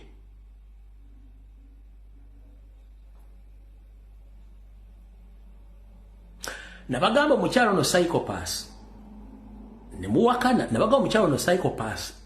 Ne muwakana, psychopath muntu omulala nga yavaako. Nabaga omukyala ono psychopath mulalu lwakuba tabanda kizuula. Buuza Magoga yinza okuba nga yamumanya asula naye mbuliri naye ono omukyala psychopath. Buli byayogedde nga mukulu Sergio Ssekikubo amukaza amuganti kubanga jjukira ye problem causa w'enguzi mu parliament n'ebitongole bya government. Jora Senyo yamuteekako tabo ne baleta diversion isime bikibi nakati baleta diversion. Naye omusajja amugambye lwaki munzija ku nsonga zino. Bulira byamuze bulizi. Ssekikubo abadde akyalumiriza engeri parliament gy'eribudamu ensimbi y'omusolo ate Beatrice anywa minisita. So koleka aka Beatrice anya otujjawo. Aka Beatrice anya soko okaleke ndeeta kano. Ka Beatrice anya soko okaleke tujjawo. Musoka mukaleka ako tujja musoka musonyo kano kasoke mbaddamu kana kono mukyala nga avuma Ssekikubo. You speak whatever nonsense you want to speak. Yeah, I have sense, I can assure you. You speak. No, I have sense. There's no doubt about that. Chair, when and where is the person you're speaking to? When a member... Kasoke nkazeyo ko katono. You speak whatever nonsense you want to speak. Yeah. Protocol-wise, a member of parliament, omukiise wa parliament, alina obuyinza okwogera okukiikirira abantu be kubanga bamusindika. Anita Amonge toyina buyinza kwakyuzinga na kuvuma mukulembeze w'abantu noga yogere byakasasiro byagala okwogera kubanga oli akugambye nti waaki ensonga ezirina amakulu ez'okulyankozibwa omuganya zoogerako. Gwe n'osindika abayaye bavume Ssekikubo n'oga Ssekikubo aleme kwogera kubanga okiba bakuba ggoolo. Anita Amonge toli wakitalonga gwe bolowooza oyambala kannika akozera kubanga oyambala G-string nga tokyayambala Mothers Union. Oli essuwaani y'emmere emu ate very soon ojja kuba tukyagenda na mu nsonga ojja kuyiika Windows n'ebintu by'okuzanyira ku ggwanga muli asereza omusolo ng'Abannayuganda bali mu kukwerya nkute essaawa zino ng'otiisatiisa abakulembeze. Tolina powers video za Kadaga gyeziri eza sekandi gyeziri nga respecting abakulembeze banne. Just olina ka office ka speaker to conduct or to lead those people through those sessions. Nti kubanga buli kintu kyonna kibirako omuntu asobola kiku. You are just a leader to lead sessions za parliament. Buli muntu aleme kwogera nsonga nga tezimanyikiddwa kuna muntu kubeera controller. But apart from that, you are nothing. Oyambala empale mu like others. Oli essuwaani mu like neggwe ensoji fudde nti you're all over the space. Otukuga Ssekikubo nti ayogere nonsense. That is a parliament we boogerera ensonga ezirimu Bannayuganda. Kakadde mu kawulire.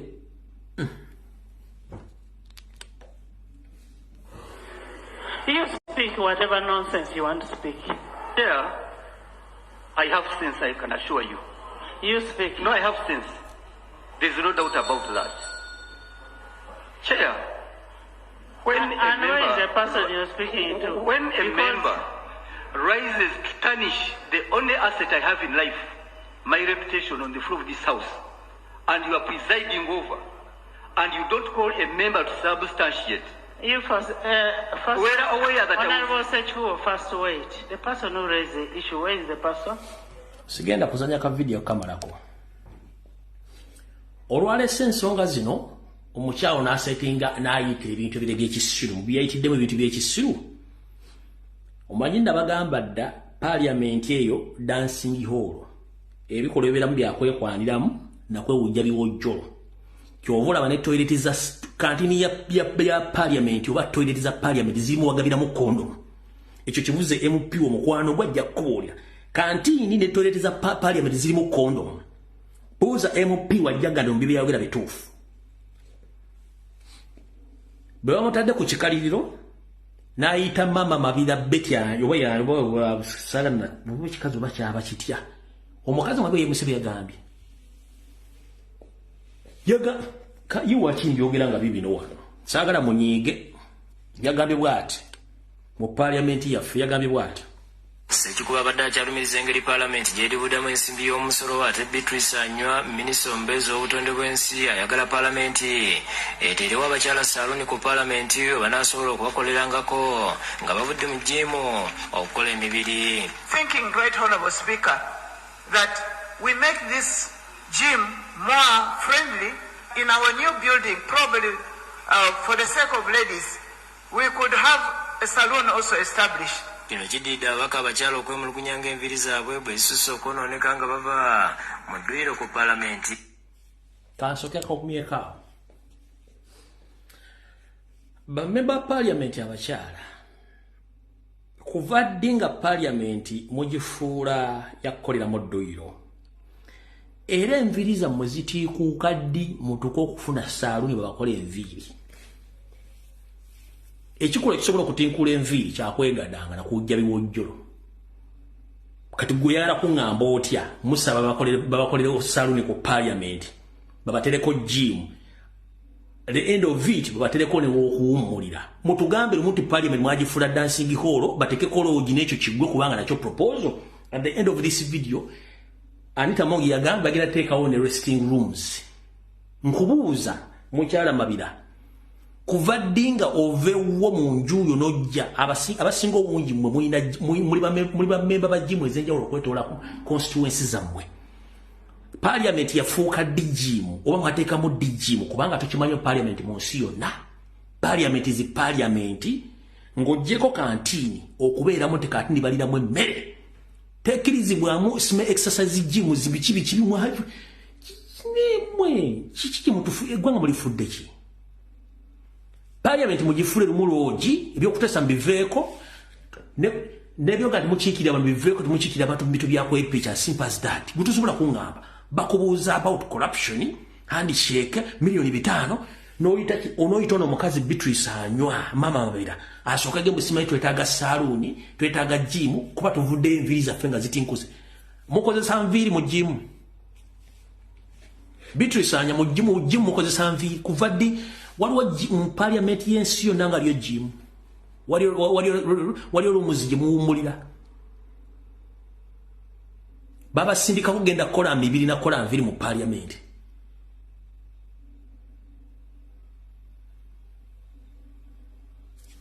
Kaka bazanyire kabweyo.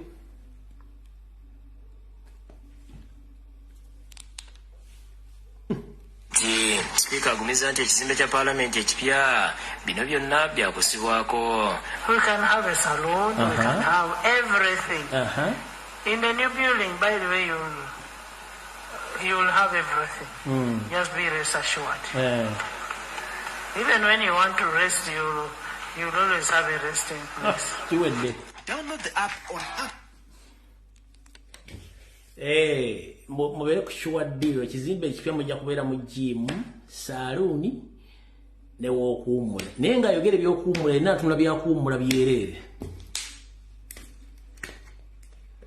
yennyini abyogedde awadde assurance atunula byakuwummula byerere kuba she's normal there naye waayogerera nga atunula ng'ebyokuwummula ye kennyini ye speaker atunula ng'ebyokuwummula era agambye I rest assure you at the end of the day I'm assuring you we shall even having restrooms era nga naye atunula ng'ebyokuwummula kubanga yasinga otutegeera.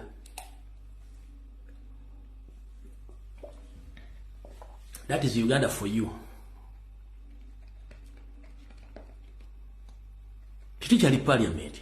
Yuloji.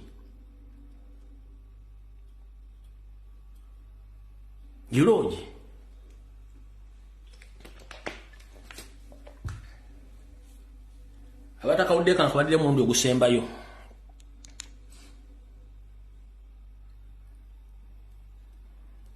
Mujja kutya. Kali wako yangu wanao tugenda abantu baagala kuvoona.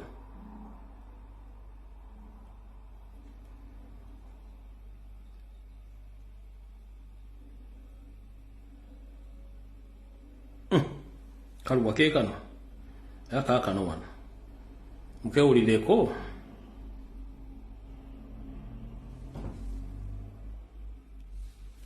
Kuba badde akyalumiriza engeri Parliament gy'eribudamu ensimbi y'omusolo ate Beatrice Anywa minisita omubeezi w'obutonde bw'ensi ayagala Parliament eteerewo abakyala saaloni ku Parliament banaasobola okubakolerangako nga bavudde mu gyimu okukola emibiri. Thinking, Great Honourable Speaker, that we make this gym more friendly in our new building, probably for the sake of ladies, we could have a salon also established. Kino kiddiidde abaka abakyala okwemulugunya ng'enviri zaabwe bwe zisusse okwonooneka nga bava mu ddwiro ku Paalamenti. Sipiika agumiza nti ekizimbe kya Paalamenti ekipya bino byonna byakusibwako. We can have a salon, we can have everything. Yes. In the new building, by the way, you'll have everything. Okay. Just be rest assured. Yes. Even when you want to rest, you'll always have a resting place. Wangi mama. Download the app on App Store or Google Play Store now.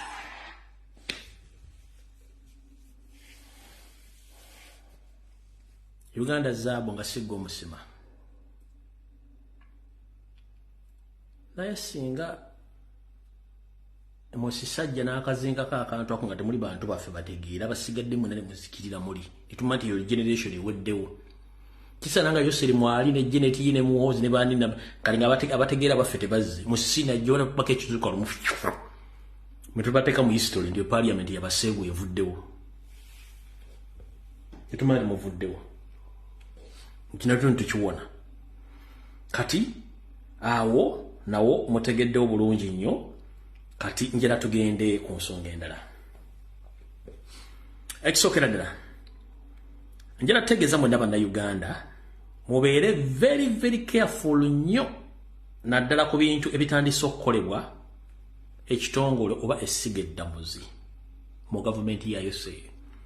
Nabagaffe buli kimu tukyekengera ate tugenda okyekengera gye kikomekkereza nga kituufu. Essiga eddamuzi lyagambye nti ligenda teekawo olusirika ku kisaawe Kollo mwe ligenda okuyitira abantu bonna abemulugunya ku nsala y'abalamuzi abasalira emisango bubi era mujje n'obujulizi bwammwe ku kisaawe Kollo baleke bagenda bakolera nga bino biyinza okubeerawo kunoza ku Mande jjanjayira kuga muganda wange mu gavumenti ya Museveni sigaza obujulizi bwo very soon gavumenti egenda kyuka togeza n'ogenda Kollo busimanyi ekitongole kiramuzi kyayisa abantu bebasalira obw'emisango n'abalina obujulizi obutaatekwa mu kkooti ojja kuba wakabuwayo nga tunatuuka ku Airtel House wali obanga otusseewo bakunyiga ekiro togeza n'otwala engalabi yo sigaza obujulizi bwo oba kyapa kyo oba ndagaano yo oba omanyi omuntu gubattanga walina obujulizi ng'aliwo sigalira totagana genda mu gavumenti ya Museveni kabaita akanyeebwa super ani gogenda okuwako obujulizi obwasigala bataawaluli lwaki luli baabugaana mubeeremu amagezi abantu abakulu mutegeere bulungi ensi gye mulimu nkyankalamu kola abasajja tebaagaleka bujulizi mabega kati judicial bayagambye mugende mu abemulugunya ku balamuzi gogende omulugunye ku munyamuzi nti yakusalira bubi ng'olina obujulizi guhe ekyo nakyo nkimanyi sigenda kirwako Alright, awo otuvuddewo. Kati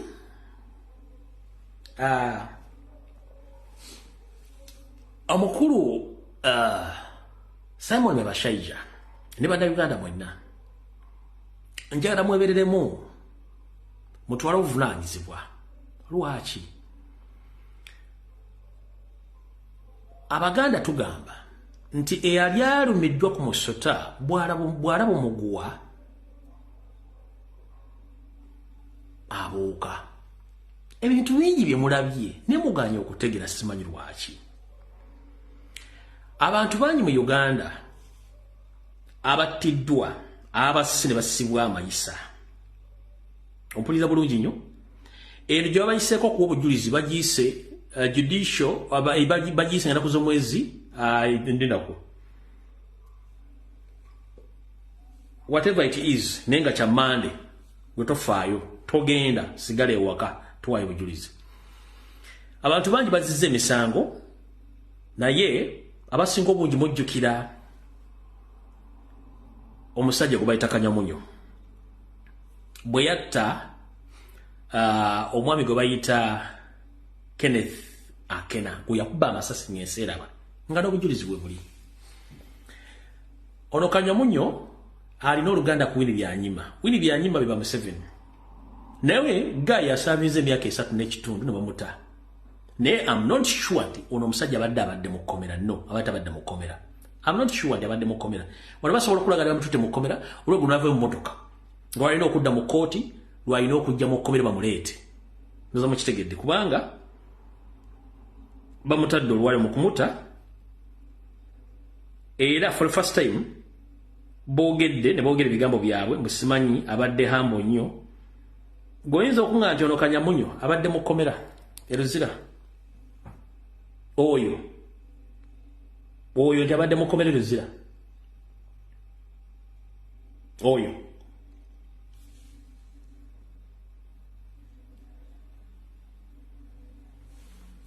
nti abadde mu kkomera eruzira oyo.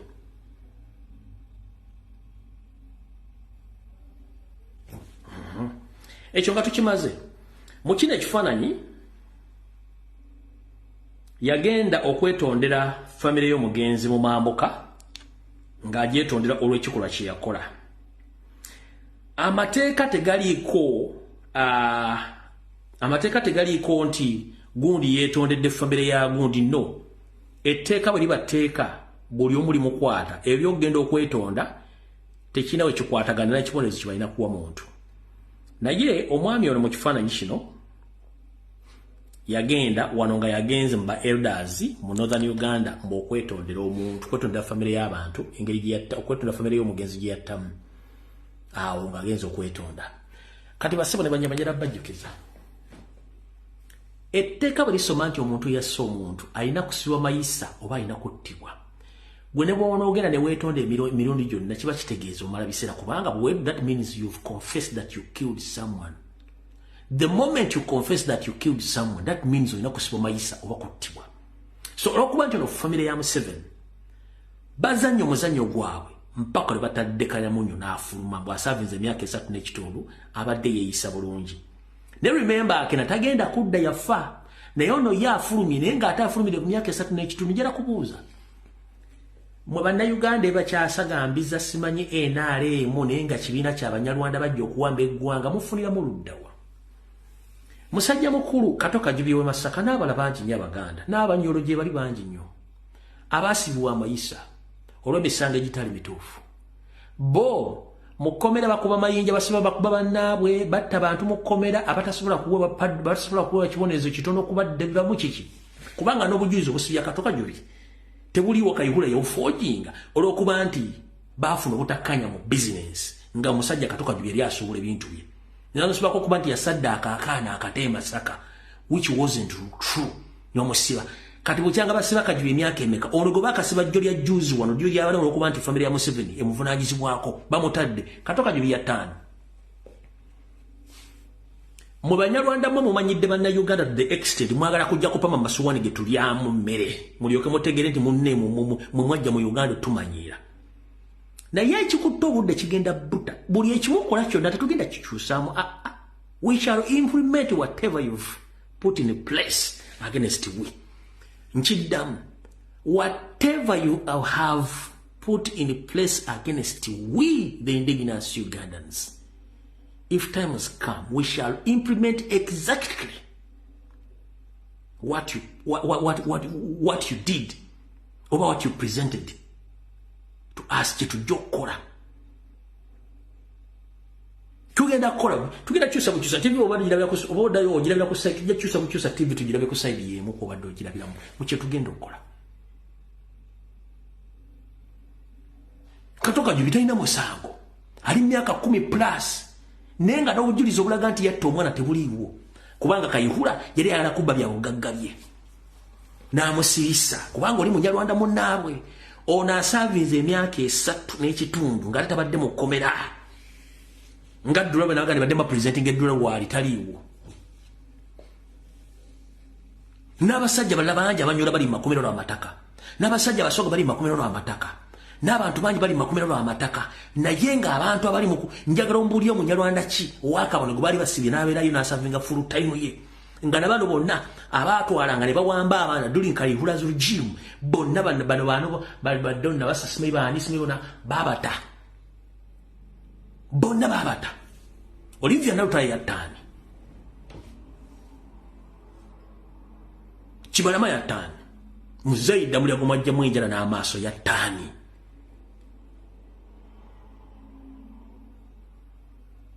Kaira yatani Sapira na Kizita Lwanga yatani Sheikh Nuhu Muzata bate yatani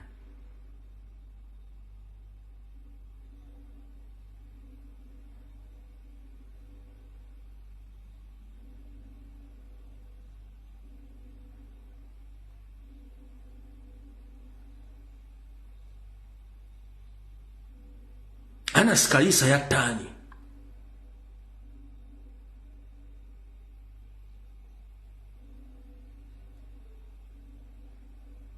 because tumwagala bagambako ono omusajja mukulu Jumba yavayo buvi kwogera nti nze byeko byokutuchulugunya abantu mbikoyi mugende mulonde bulungi mwamutwalira maski yabo twanga mu obuto omusajja atunafa nyebaga wa munzita nze nkyogedde kankaza nyono kwa video kankaza nyono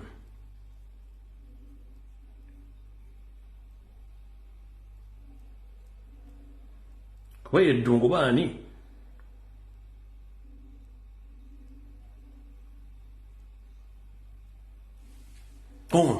yatani muleke muwo butwafe tulonde bulungi mbagaliza mulonde bulungi newe munsikira wano sifaayo kasita 25 giwedde naye buli omu afune right ye ne freedom ye amanyi kyakola akikole n'obuvunaanyizibwa tufune obukulembeze obulungi omukama abeere na mwamu obutone mutta dungu yali bakoze iki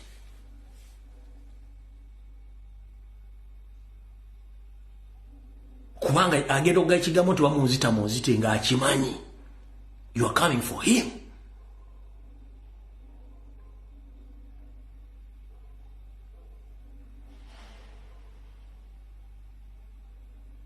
goloza mugenda kutta abantu abategera mu nsi mutulekere mweze enkwaya ajuza mmwe ezitasobola na kulooza nga zigenda okujjamu empalo okufukuba okweyamba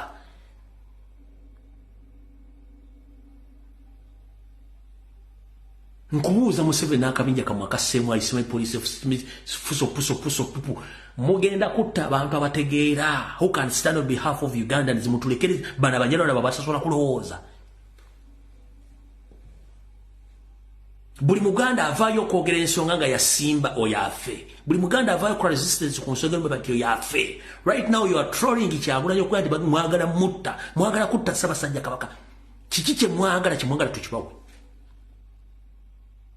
muli mu kugema baana bato abatalina musango kiki nnyo babanja ki basula wammwe balya wammwe babanja school fees babanja ki ojja kusomera n'okwata omwana omuntu gw'otamanyi we yasuze n'omugema ofaaki oli ku business y'omuntu muteekako influence tax yaki risiiti kikimufa kinensi sewusirwa njoka zetanyinizo gyobera nti munyinizo bw'anaasika omukka ogusembayo zigenda sigala mu lutoboto lwe gy'onookoma okunyigiriza omunnayuganda security gyekoma okukendeera gwe Museveni n'akabinja kammwe ak'Abanyarwanda kino nkikubuulira nze sikyatya ensingira emyaka nna gyampaddeko ngibawadde kubanga singa nali ntasinga sikyayogera naye gye munaakoma okuyigiriza munnayuganda akola bizinensi asomesa abaana aliisa abaana azaala asuubula ayogerera eddembe nga mubatiisatiisa security yammwe gyekoma okukendeera muli abantu kubasinikira mannyo mubabaagala tebabaagala kuwadde n'olunaku n'olumu just akasimayira baganda tokalina kalinga kamungereza ng'akwaniriza ku kisa oba ku nnyonyi akutera kwa pasitisimu okuba bakabasomesa naye ng'ekituli munda kitokota tekimanyi volokano ya lusozi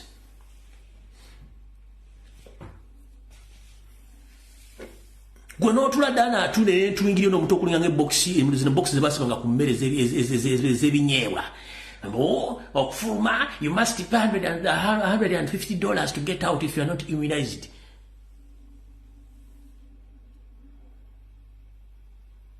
golooza genda kuwangala emyaka emeka in this world you own nothing and you lose nothing we own and we lose nothing just mere time betuuse ekintu okifiirwe buli kintu kyonna kyonna ku nsi okikozesaako just a small period of time bwetuuka you go you leave each and everything behind just go to down your boss nga alole kubanga oyagala ssente gwosobola okutwala omwana we bamugema ng'omanyi teddagala fu kati katugende ku kitebe kya World Health Organization tuteekeyo vidiyo eno tubagambe nti kino kyebakola mu Uganda ojja kiwulira ojja kyemaanya buli muntu mumazeeko emirembe omusuubuzi asubudde maali ye evudde China etuse Mombasa etuse ku boda esasudde eyingidde mu store ye abijjeyo abitadde mu dduuka abitunze mukuta abisuudde mubaleeta mutwagala influence receipt ate receipt mudaboliza omusolo omuntu gw'omukyanya kuba mwagala kubaavuwaza baveewo the moment kasito yavuwaza omusuubuzi yenna eyo teba economy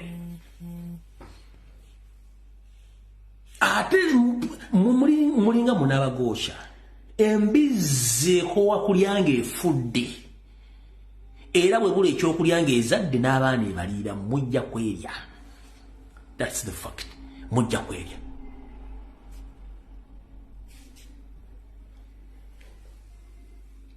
mujja kwerya ekyo tekibagamba mujja kwerya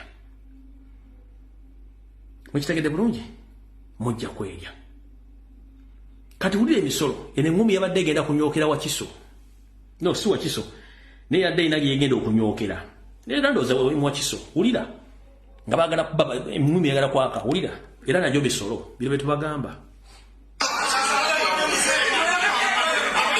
badde ku kitebe ky'eggombolola emmende mu disitulikiti y'e Wakiso nga bassentebe b'ebyalo mu ggombolola eno bataamira abawooza babadde bazze okubabangula olukiiko luno lubadde luyitiddwa okusomesa bassentebe bano ku musolo ogw'amayumba oba property tax kibasobozesa okubanguyiza okugusomesa abantu be batwala eyogera ku misolo loko gavumenti zirina okukuŋŋaanya ane property tax ng'eri kati bw'ovaawo n'ojja mu local government act Local Government Act schedule eyokutandika schedule egenda erambulula emisolo era n'ogwa property rates mwekuli mu kusooka olukiiko luno lutandise bulungi nga bassentebe bakkakkamu era nga bawuliriza buli kibasomesebwa ow'omuluka n'afuna 5% district nemupa 35% ka 35% yako tuguzeemu amazzi gano ge tunywedde era ke kateeseteese omusomo guno fenna ne tukagabana naye property tax ebitundu 75 ku buli 100 bikomawo mu buweereza mu bantu abawa omusolo kyokka bwe gutuuse ku bassentebe okuwaayo ebirowoozo byabwe ku nsonga eno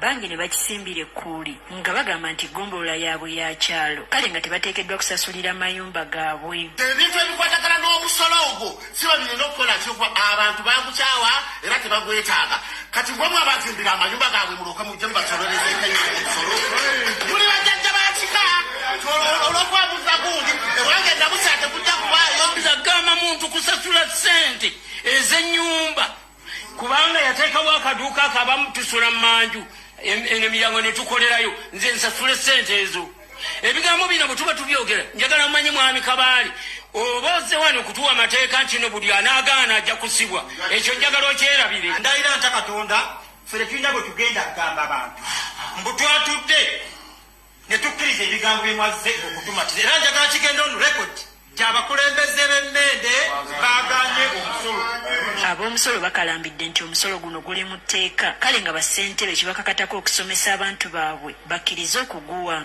si disitulikiti ya Wakiso yegutaddewo etteeka weeriri ery'omusolo gw'amayumba just batandise diimpurimentinga naye ekintu kyonna nga kitandika abantu tetutera kitegeererawo bassentebe bagamba nti tebandibadde na buzibu kumatiza abantu kuwa musolo guno naye ensimbi ze bazze basolooza tebalaba kizaali zikoze gwandibadde mulungi singa tulina ekigendererwa kye tufunamu naye tetulina kye tufunamu tetulaba kiki kiva mu musolo amalwaliro gennyini ne boogenda wali mmere tewali ddagala genda olabe ebbungwe gwentwala wali emmotoka tezikyalina nawe ziyita kubo lya disitulikiti naye buli saawa misalo gyegikola ki gyegyeyongera ekkubo bwe lirimirwa lya disitulikiti eriri eryaffe eryekubaka Serinnya Kaliiti temiwadde kamalamu emisolo gyegikola ki gyegyeyongera abapangisa be mwesibako batulekera kateni mu mayumba abawoza balabye bassentebe bataamye nabo ne babakangukira nga babanenya okuwabya abantu be bakulembera kyokka kino kyongedde kubatabula naye bakulembeze bannange bakyeya persons tuleme kugaana bugaanyi gwomanyi 25% gyofuna weeva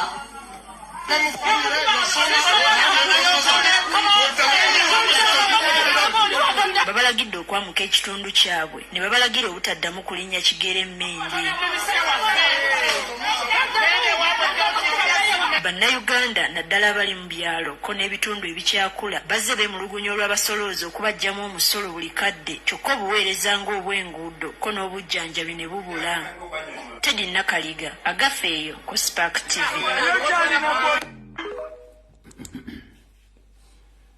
Kati buno baka mubiwulidde buno baka njala bugende eri Uganda Revenue Authority bame ba parliament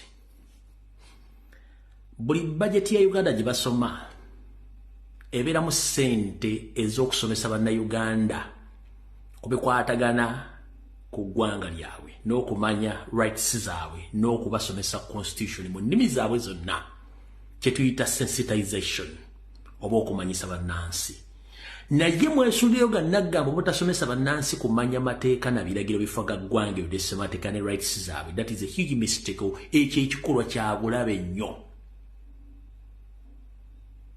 enkayaana yabaluse wakati w'abatuuze ne bassentebe n'ab'omusolo kubanga tebaasomesebwa era tebamanyi ne mu Uganda business community oba abasuubuzi ebitundu 7.5 ku buli 100 bonna basinga obungi abamala senior 4 batono nnyo basinga obungi tebamalako na senior 4 n'abasinga obungi tebaasoma ne praise to Lord abantu bano basobodde okukola business ne babeera successful nga tebaasoma and you should praise those people okubanga tebamanagiza okukola business nga tebaasoma basasula emisolo egy'ekimpatira nga webali so bino byonna bimuleeta simanyi ifrisi simanyi local tax simanyi 18% added value VAT kyemulina okusooka okukola is to sensitize Ugandans okubasomesa emisolo kyeki lwaki balina ogiwa gigenda kukola ki ate nga bazibawa mwino zikozesa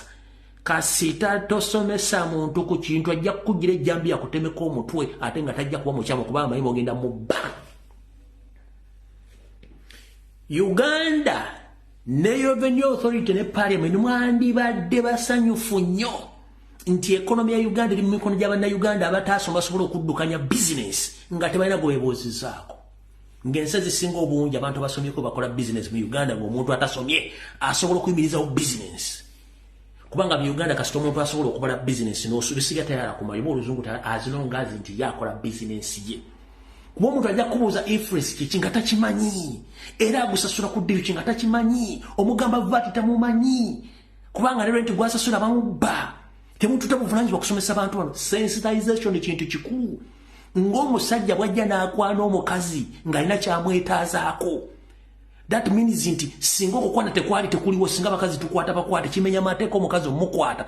Uganda Revenue Authority and Uganda government, you are raping Ugandans forcefully without their will.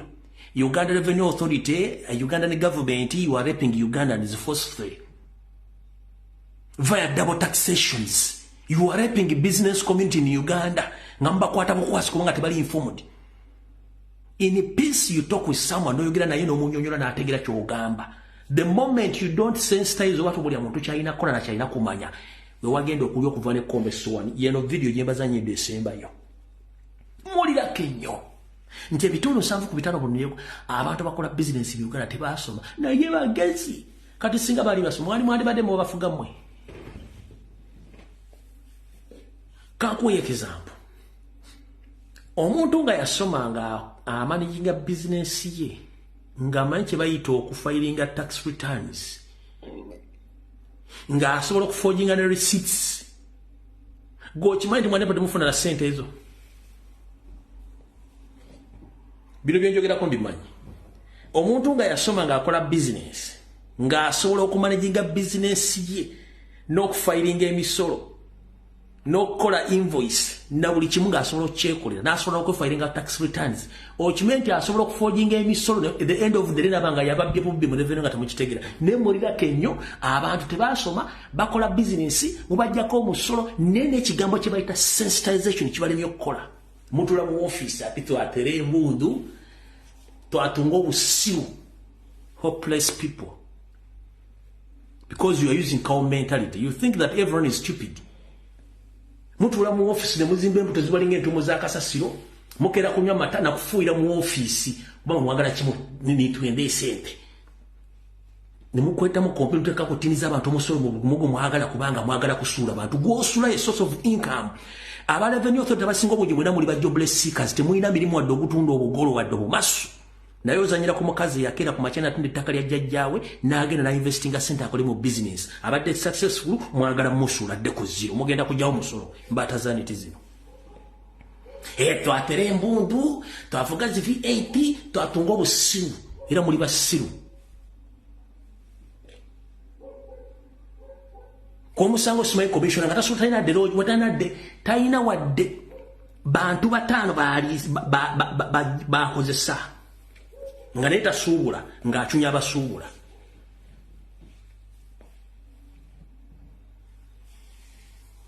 abasajja nga tasobola kusula dde obumasuubu obukwata emmese oba obutwa emmese naye nga ye commissioner atudde ninza commissioner ninyenda esente musiriwolika kwani mwezi basanga wa mutudde ku week ku Friday muvuga mwoga mugende embala ne munywa bia ne muli ente ne muli buli kimu kye mwagala abawo omusolo bali mu kubona abona twatunga obusiru mwatunga obusiru mwe basajja mwe ne bakazi mwe abali mu revenue ne Minister of Health mulekera okusiru walira ku bantu. That is our country. Muvamba bantu bavuma tubagambe ekituufu muli basiru.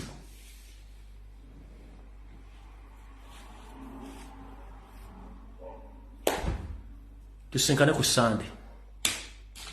Video wedde. Mukama bakumire.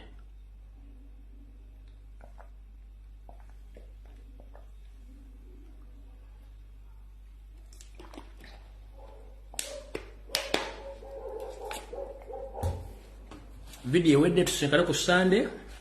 Mukaba wanaba asimye. Video wedde mutambule mirembe. Gwekinyiziza setondera abantu kuba magamba information ejabbanyiza abale ejabase sabala bajja gifunamu.